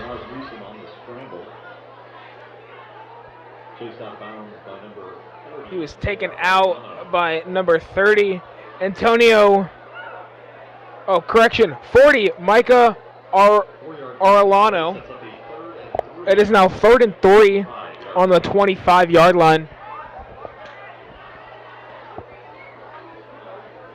And obviously good improvising skills by Newsom there, knowing where to go and keep it with himself. But now it's a crucial 3rd down. Handed off again to Roderick Beverly, and the Monarch defense comes up with the stop. And it was Prestito on the stop. Yes, and we obviously know that Prestito can be a baller on both sides of the ball. And it looks like Omaha Central is going for it here on 4th and 1. Crucial 4th and 1. I wouldn't be surprised if it's a QB sneak. It is a handoff, and it looks like they got it. Roderick Beverly. Correction, Haney. Of course, they switch it up on me. Hamilton on the tackle for the Monarchs. That is an Eagles first down. That was a crucial spot to go for it on 4th down. And a brave choice, too. They got the 1st down, and the possession is still alive for the Eagles.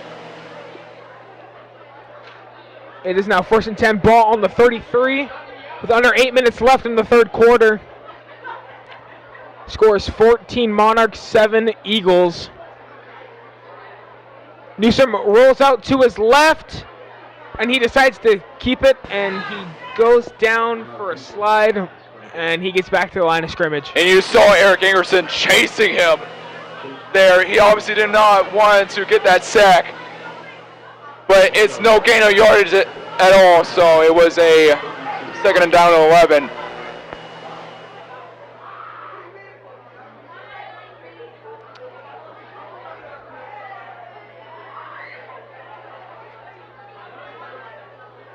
Looks like the Monarchs defense is playing man-to-man coverage there. And number 40 on Omaha Central, who is Miguel Hart on the carry. And speaking of Eric Ingerson, he's that tight end where he's really good at blocking, but he is very speedy when there's green grass in front of him. Right. And obviously, he's committed to Nebraska now. He's flipped his commitment, but he will be mostly be used as a tight end. But I wouldn't be surprised if Coach Matt Rule would obviously put him at the end. Flip, running, handoff to Maurice Sherrod, and that'll bring up 4th down again. He was taken down by Eric Ingerson, and Pamaran is now 4th down.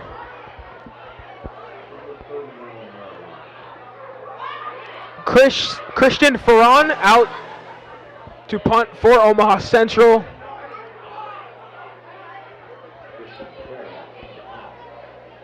Pamaran to receive.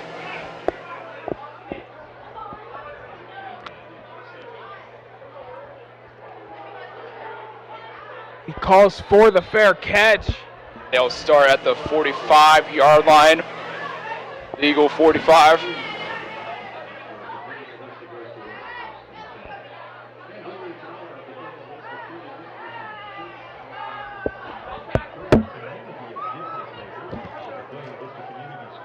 Or correction. 3.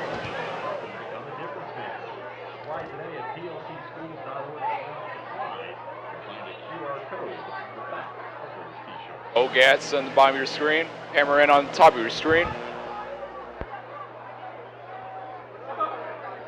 Earl keeps it. And it gets tackled for loss there. By number 13,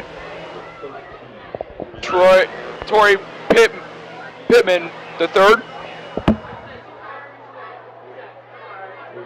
Not a wise decision by Pirtle there, trying to keep it for himself, trying to roll out to his right.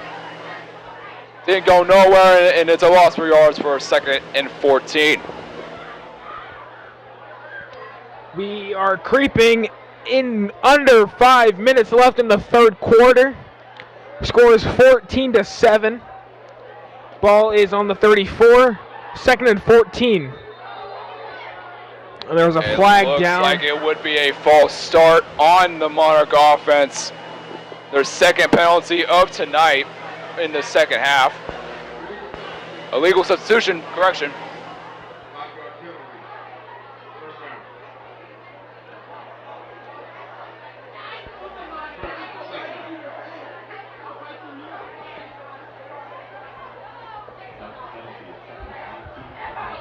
It is now 2nd and 19 after the 5-yard penalty. 3 receivers, 1 tight end, 1 running back for the Monarchs. Pirtle looking deep downfield, and it was high for Pamaran again. That was the 2nd time he overthrew him. And that was a crucial lob pass to Pamaran. Obviously, he couldn't even. He looked at the ball late when he was going on that out route to the central sideline. But it was a crucial. Now it's a crucial 3rd and 19. Let's see what the Monarchs offense has cooking. Pirtle hands it off to Prestito, and he is taken down at the 36. Obviously, those penalties hurt him there. And it looks like it'll be a 3 and out for these Monarchs, and they'll have to decide to punt the ball again the second time during the second half.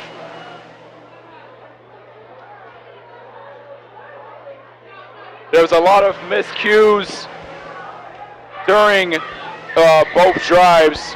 Yes. The Monarchs really need to rework them and obviously just correct them as they go. As Hines is back there to punt again.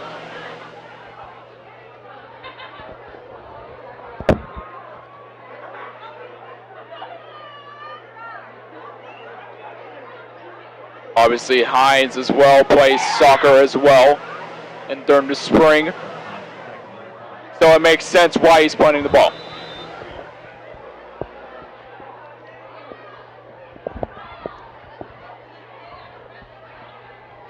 I wouldn't be surprised if they did what they did the last drive, where they kind of rolled out and then punted the ball. It's a really good strategy for any like punting special teams because you can catch them off guard. Yeah.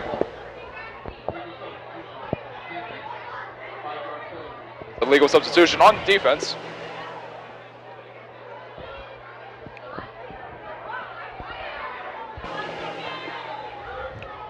So that'll be an extra 5 yards.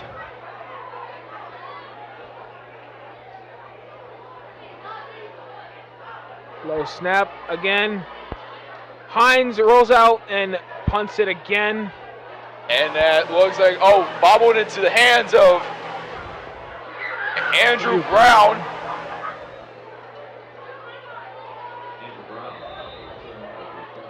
He'll be taken down at the 24. He was taken down by Brock Rao and Cale Johnson.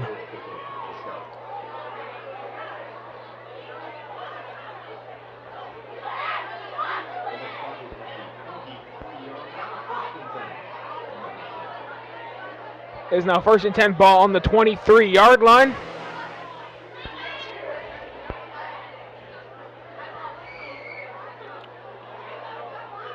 It looks like, correction, I thought Omaha Central had a new quarterback in, but they do not. It is a shovel pass to number 12, and there's a fumble. It is picked up by Ingerson, and that is a scoop and score for the Monarchs. Wow! That was a trick of events right there. My goodness, that was just holy moly. Holy moly.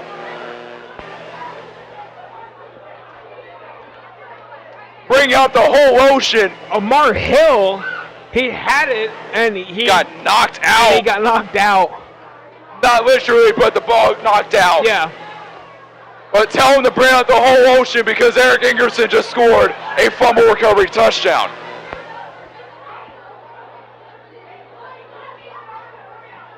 Because that was a good jet sweep pass, but that was just amazing. It really played out well. It really did. Wow.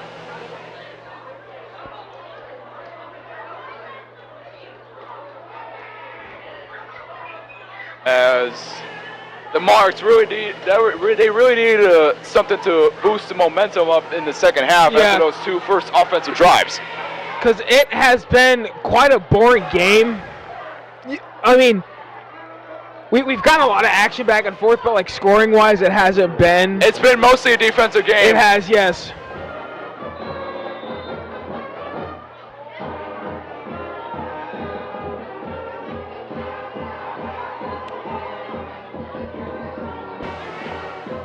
Cooper Will's kick is up, and it is good. It is now 21-7 with 3 minutes and 33 seconds left. Now that was Ingerson's second total touchdown of the night. First receiving touchdown in the first half. Now a fumble recovery in the second.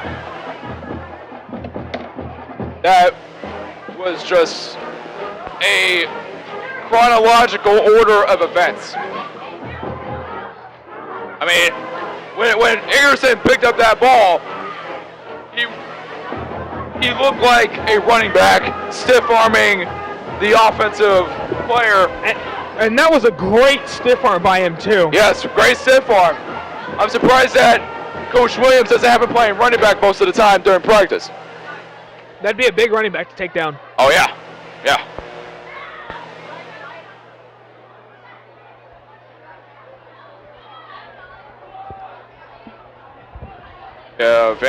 Andrew Brown on to receive for Omaha Central. And number 27, Maurice Sherrod. Fajardo is set to kick off, and Omaha Central will have another chance to score.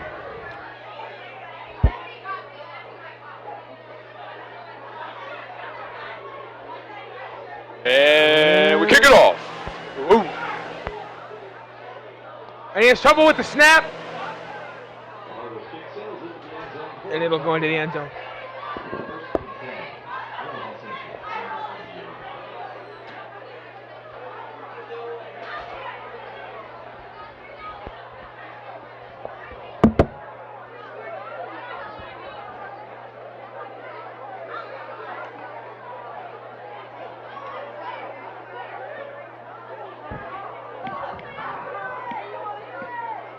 We talk about the future of these Monarchs so far. I mean, you know, they have the offensive line after this year. They have a really good offensive line. Obviously, losing Hamilton, losing majority of that, the leader on that offensive line. But you obviously have, you know, Big Kane Hassler, he's a sophomore. But he's already on varsity. I mean, it's a lot of potential right there for him to get some snaps next year and obviously be taking over and filling in the shoes of Dallas Hamilton. And it's the same thing with Logan Holtmeyer. Right. Landon Von Segrin. Yes. They are also sophomores as well. The future looks bright for the north side. And we basically saw the feature team for the Monarchs when they played Omaha Benson. And that team played pretty well. Right.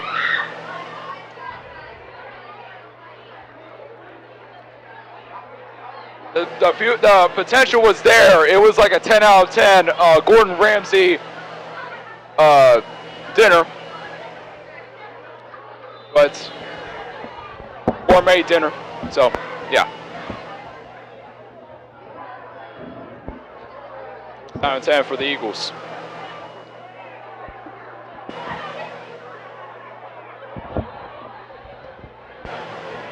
Haney on the carry. So today, Papillion La Vista schools did not have school today. Right. And so today feels like it is a Saturday. Yes. Which it's going to be weird getting up tomorrow, and because I normally, whenever I get up on a Sunday, you know, TV's already on and football's already on. Right. But it's going to be weird getting up and not having NFL on, but. Right, yeah. And what are you going to be doing for this 4-day weekend? Football, obviously. I have work tomorrow. Yep. And then on Monday, I might go bowling with some of my friends. So. Oh, that's good. That's good. On the bowling team, so. Oh, yeah. Because you're a professional bowler, too, yeah. I am a professional Who do you bowler. think you are? I am. All right. Obviously, for me, I'm going to be taking some senior photos. And on Sunday. For Senior Sunday? Huh? Senior Sunday? Yeah, Senior Sunday, obviously. I don't know what I watch football. Yeah. And go to Monday Night Raw, which is in Omaha, Nebraska, on Monday at the CHI Center. If you decide to come and see me, I'll be sitting in section 125. Wait, who are you seeing? Section 125. Oh, for what?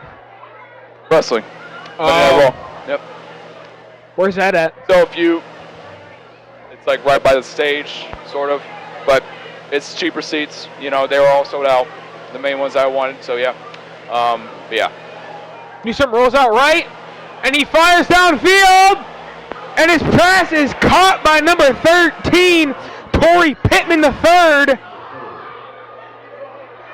And obviously, he is a freshman, people. You gotta give it to him. The leader in this, the future leader of this receiving corps for Omaha Central. My goodness. A 6-foot senior, too. 6 foot 180. That is a freshman. He's a freshman. Yes. Which, that's crazy for a freshman. Yes, absolutely. And even their quarterback, he is a sophomore, and he has over 1,200 yards of passing. Right. Haney is just bulldozing. There we go. Bulldozing through the line of scrimmage.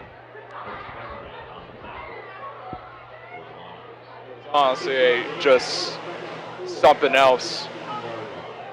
But that was a good vertical route by Pittman III there, getting downfield wide open, leaving his defender behind, and obviously the Eagles are good.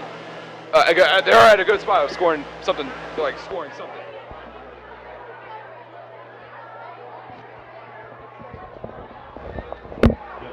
Kevin McGee on the carry for the Eagles.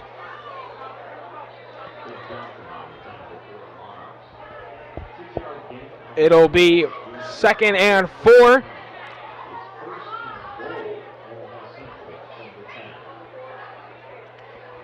It is now 1st and goal. Ball on the 10-yard line with 20 seconds left to go in the third quarter.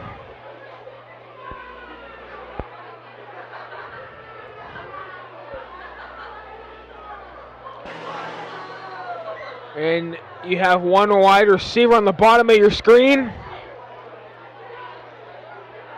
Newsom is evading tacklers. He evaded the first one. And it looks like down by Ingerson.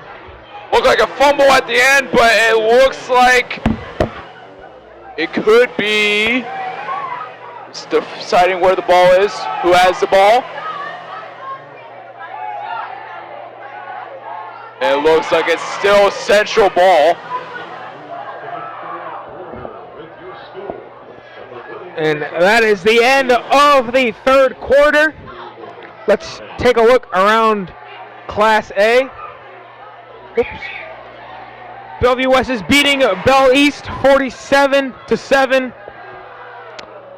Papillion La Vista, they were beating the Dragons, but now they're losing 19-32. Lincoln East is beating Lincoln High 49-0. And Grand Island versus Elkhorn South. South are on top by 10.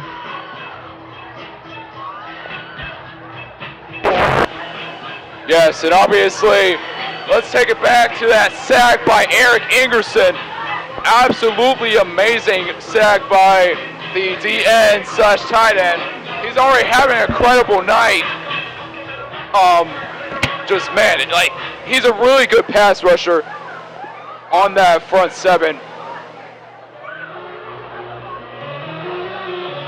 And then the last 2 remaining weeks of the season, it should be fun seeing this defense obviously get headed into the postseason with a higher seeding in Class A.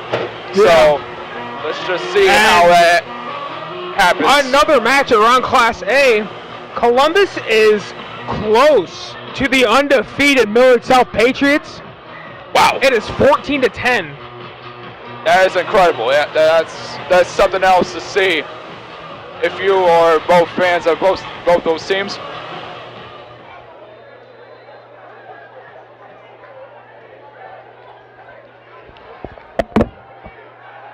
Newsom throws it in the end zone, intercepted! Trey Richardson with the interception. I'm losing my voice here, people. What an you got mossed. Randy Moss, not Riley Moss. If Randy Moss was here, what an interception. And that's how you want to kick off the fourth quarter here, people. Wow. Richardson obviously knew what route the receiver he was covering was running. It was obviously a straight route into the corner, back corner of the end zone. Great interception by Trey Richardson. Right in the corner of the end zone. They get the ball now on their own 20.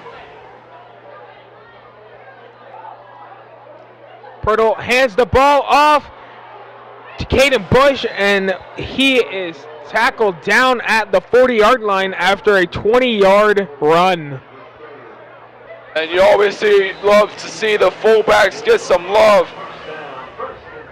And obviously a good run up the middle by Bush.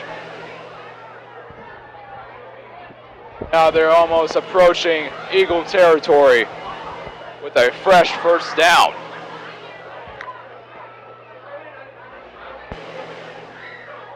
Pamaram is going in motion. Pirtle fakes the handoff to Prestito, and his pass is caught by Eric Ingerson. Eric Ingerson went and got that pass. Right. That was a nice post route that he ran. The route he ran, talented route running by Ingerson, losing the person that was covering him. Obviously losing him as well. So that sets up another first down. And Eric Ingerson, he is a tall dude. He is 6'7", 235. He can really get up there and get passes. Pamaram in motion. Prestito outright. Makes one guy miss. And he will get it back to the line of scrimmage. This central defense is really taking precaution on where Prestito's doing with running the ball. I mean, in the first quarter to be more exact, Prestito ran the ball most of the time. And so now the central defense knows what to do when he's running the ball. And you always have to be aware when 21 is on the field. Yes, 21, can you do something for me?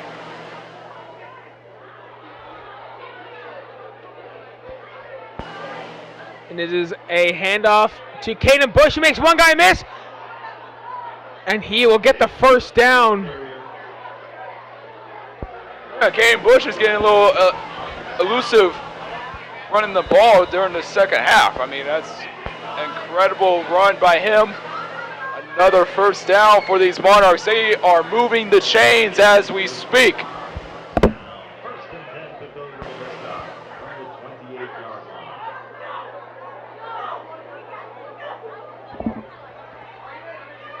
It is now 1st and 10. The ball on the 28 with 9:34 left. Prestito on the carry again.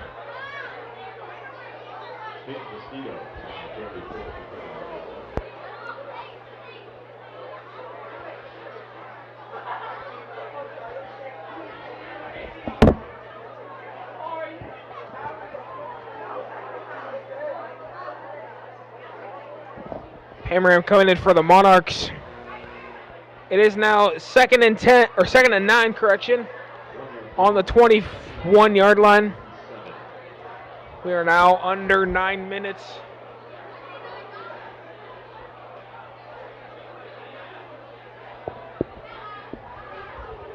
Pirtle, pass out left to Pamaram.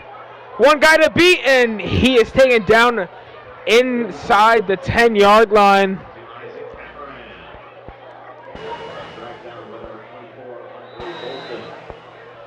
Good motion by Pamaram there on the wheel route to the left.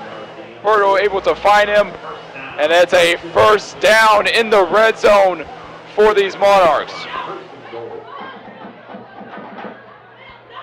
Talented running back, or no, talented wide receiver in Pamaram. You could only get to see him next year as well. On the run, and he is just stopped at the line of scrimmage. This Omaha Central D-line, they know how to stop Payne Prestito. Right. they're knowing of the rushing attack by these Monarchs. I mean, it's just an interesting sight to see. But it seems like they've been more proficient so far putting the ball through the air. Obviously getting these catches to Pamarin and stuff. So another run formation here. Pamarin on the direct snap.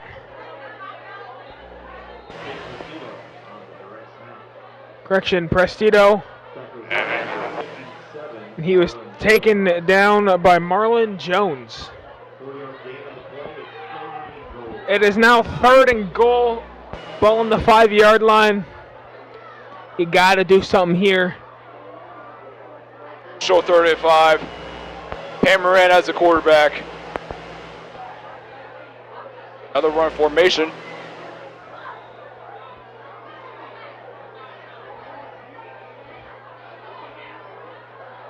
Pamarin on the keeper. And he is in for the touchdown. We were waiting for that. We saw some of his teammates put their arms up in the air for a touchdown. And they got it. Pamarin, obviously.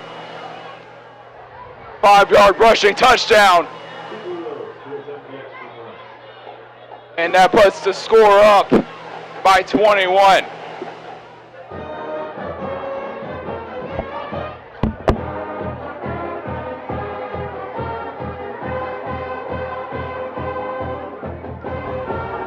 This has been just an onslaught of one-sided affair, you would say, during this game. Also, Nebraska, for the Nebraska game, Nebraska is winning 17-7 against the Fighting Illini. It is halftime.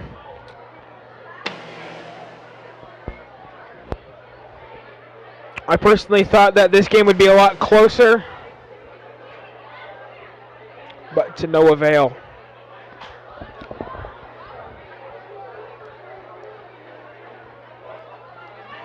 Taking a look around Class A again, Papillion La Vista South is within 7 against Gretna with less than 10 minutes to go. Sam Schuler completed a pass to Roy Skogerbo for a touchdown. They are within 6. That's a really good game in Gretna.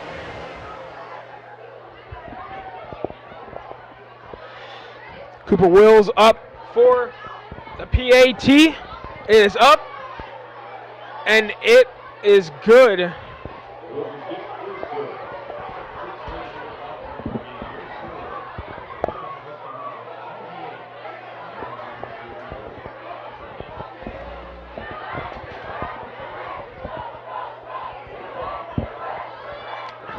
Score is now 28-7.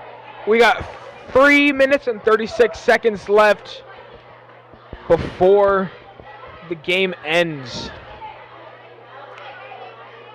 And the Monarch defense, or I should say the whole Monarch team, has not had a penalty in the past 10-15 minutes of this game.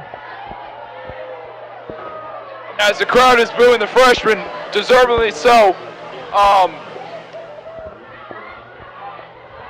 We have the Monarchs up by 21 now.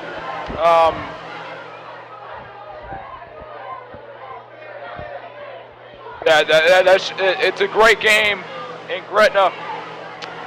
Really good top offenses, one of the top offenses in Class A. Can't wait for them to face Bellevue East. Yeah. Next week. On and that PLB Media YouTube channel. That will be Media at 7 o'clock.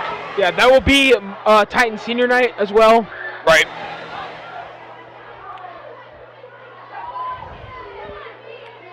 And Fajardo off to kick off for the Monarchs. Number 13, Torrey Palmer, the third. Correction, Torrey Pittman, the third. Back deep. Kick is caught at the 25. He's going out left, and he makes a couple people miss.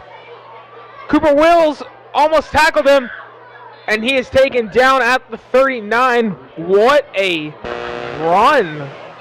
He was taken down by Jonathan Adams. What a kick return.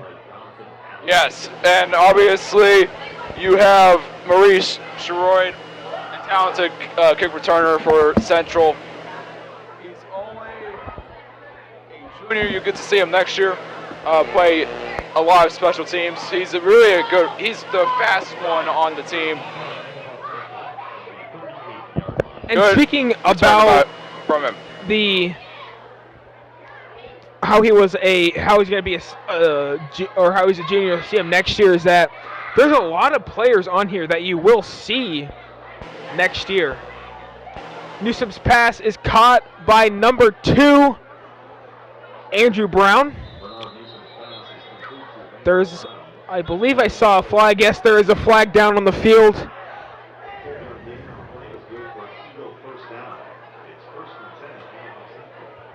Let's see what the flag is. Ref is pointing to Omaha Central, and it is a holding. A penalty that Omaha Central did not want, being down this deficit.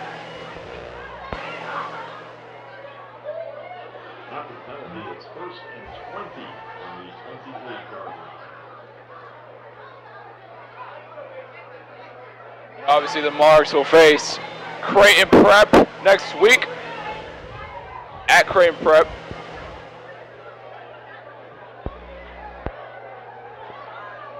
It's caught by Sterling. Ooh, and he is hit hard out of bounds by Pamaran. Next week, Omaha Central will face Benson at home for a district game. It is now 2nd and 13 from the 35. Newsom finding his running back. And that's a 3rd and 13. Tackle made by Payne Persato. It is now 3rd and 12 on the 36-yard line. Newsom drops back to pass, and it was almost intercepted by Cale Johnson. It was targeted to the freshman Torrey Pittman III, and this special teams unit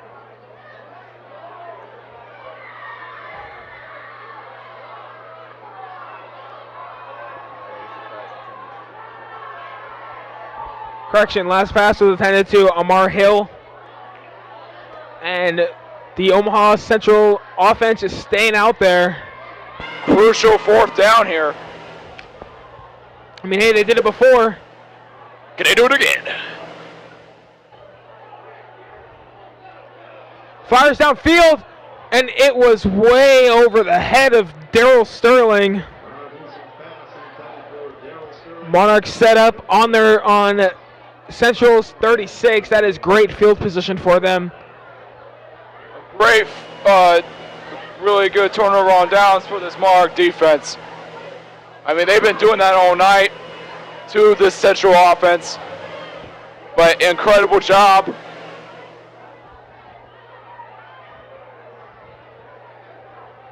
That's Cameron Hamilton is in at the offensive line as well. And we got sophomore Cameron Leggett coming out on the field to play quarterback.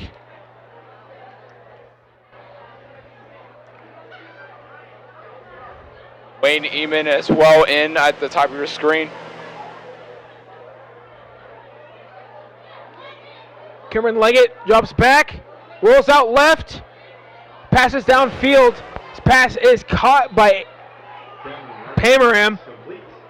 He was taken down right away by Kayvon Newsom.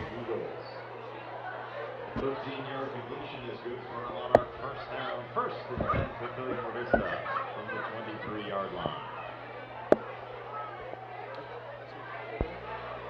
He was also taken down by Amar Hill as well. Owen Bogat coming in for the Monarchs. Travis Hines and Pamaram at the top of your screen.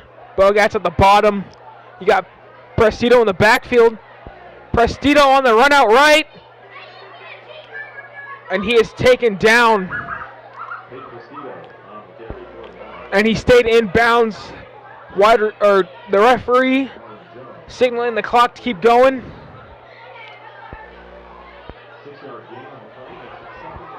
They're in the position of milking the clock down.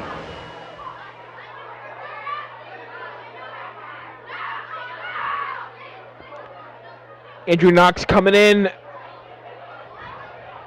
for the Monarchs.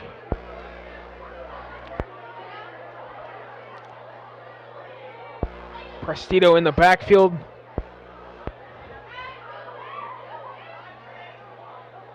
Prestito on the run.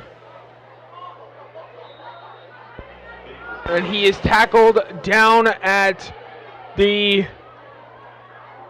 18-yard line.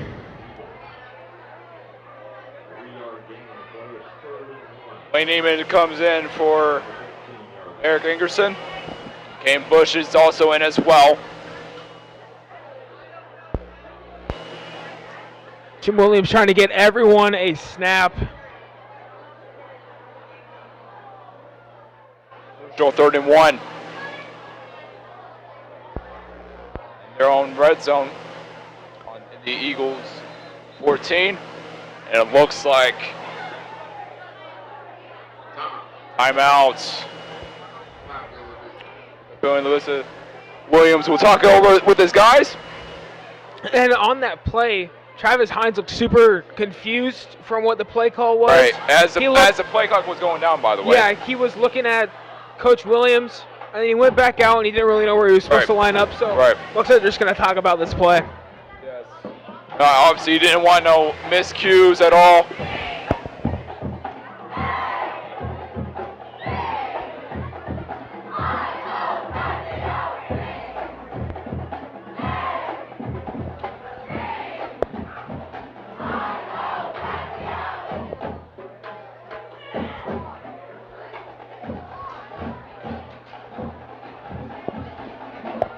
Obviously, they have Andrew Knox in as well in the game.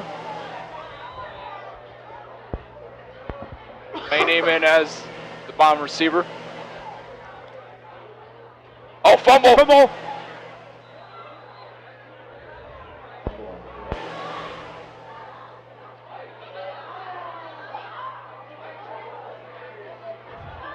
And it's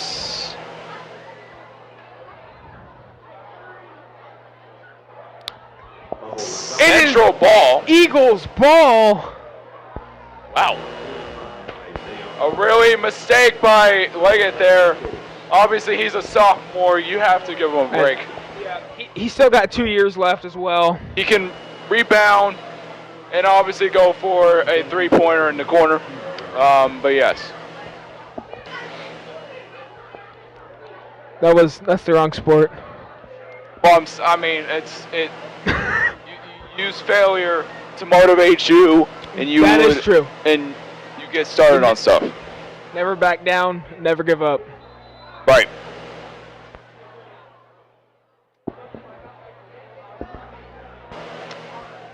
First down and 10.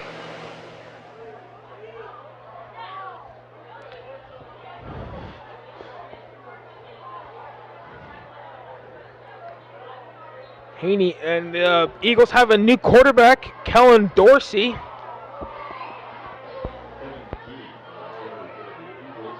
McGee on the run for the Eagles. 3-yard gain on the Tackle made by Micah Arellano.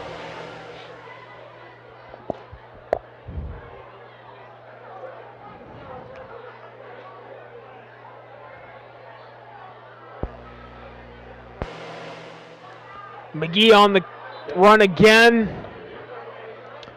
And news on the Gretna game. Gretna scored a rushing touchdown. It is now 26, Papillion South, 38 Gretna. Gretna scored with 3 minutes left. South had them in the game, and Gretna scored a touchdown.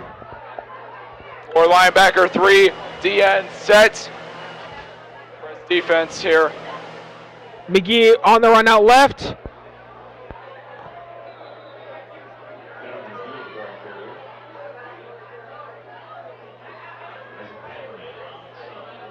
Hammer in with the stop on the tackle.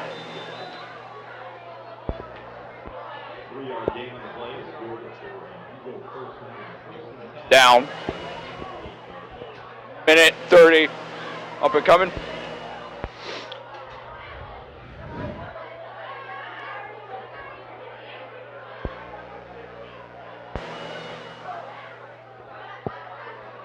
Dorsey looking out left for his receiver. It looks like he tripped up. Intended for Andrew Brown.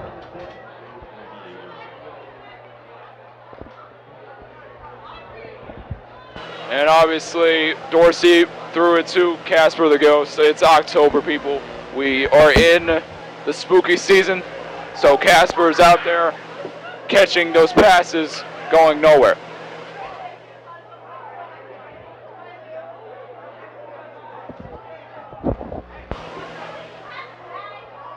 McGee on the tackle, or correction, on the carry.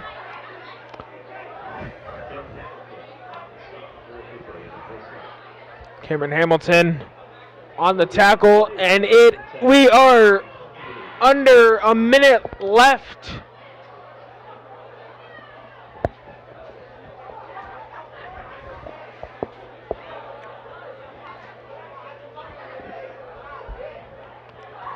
Third and 10, ball on the 28.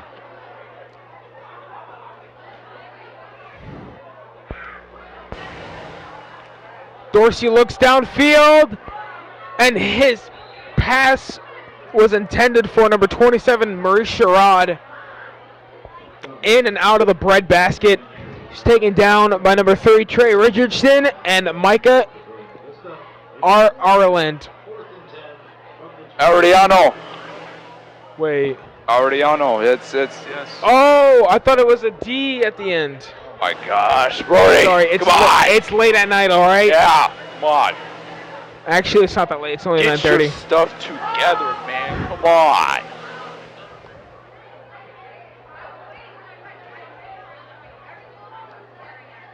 Dorsey in and out of the hands of Amar Hill. And it's a turnover on downs. And it's Monarchs ball. And you'll see Connor Ossenfort take the knee. Bones up, yep. Bones up, baby, seatbelt.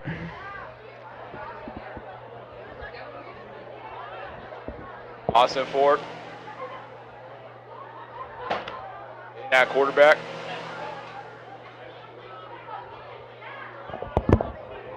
And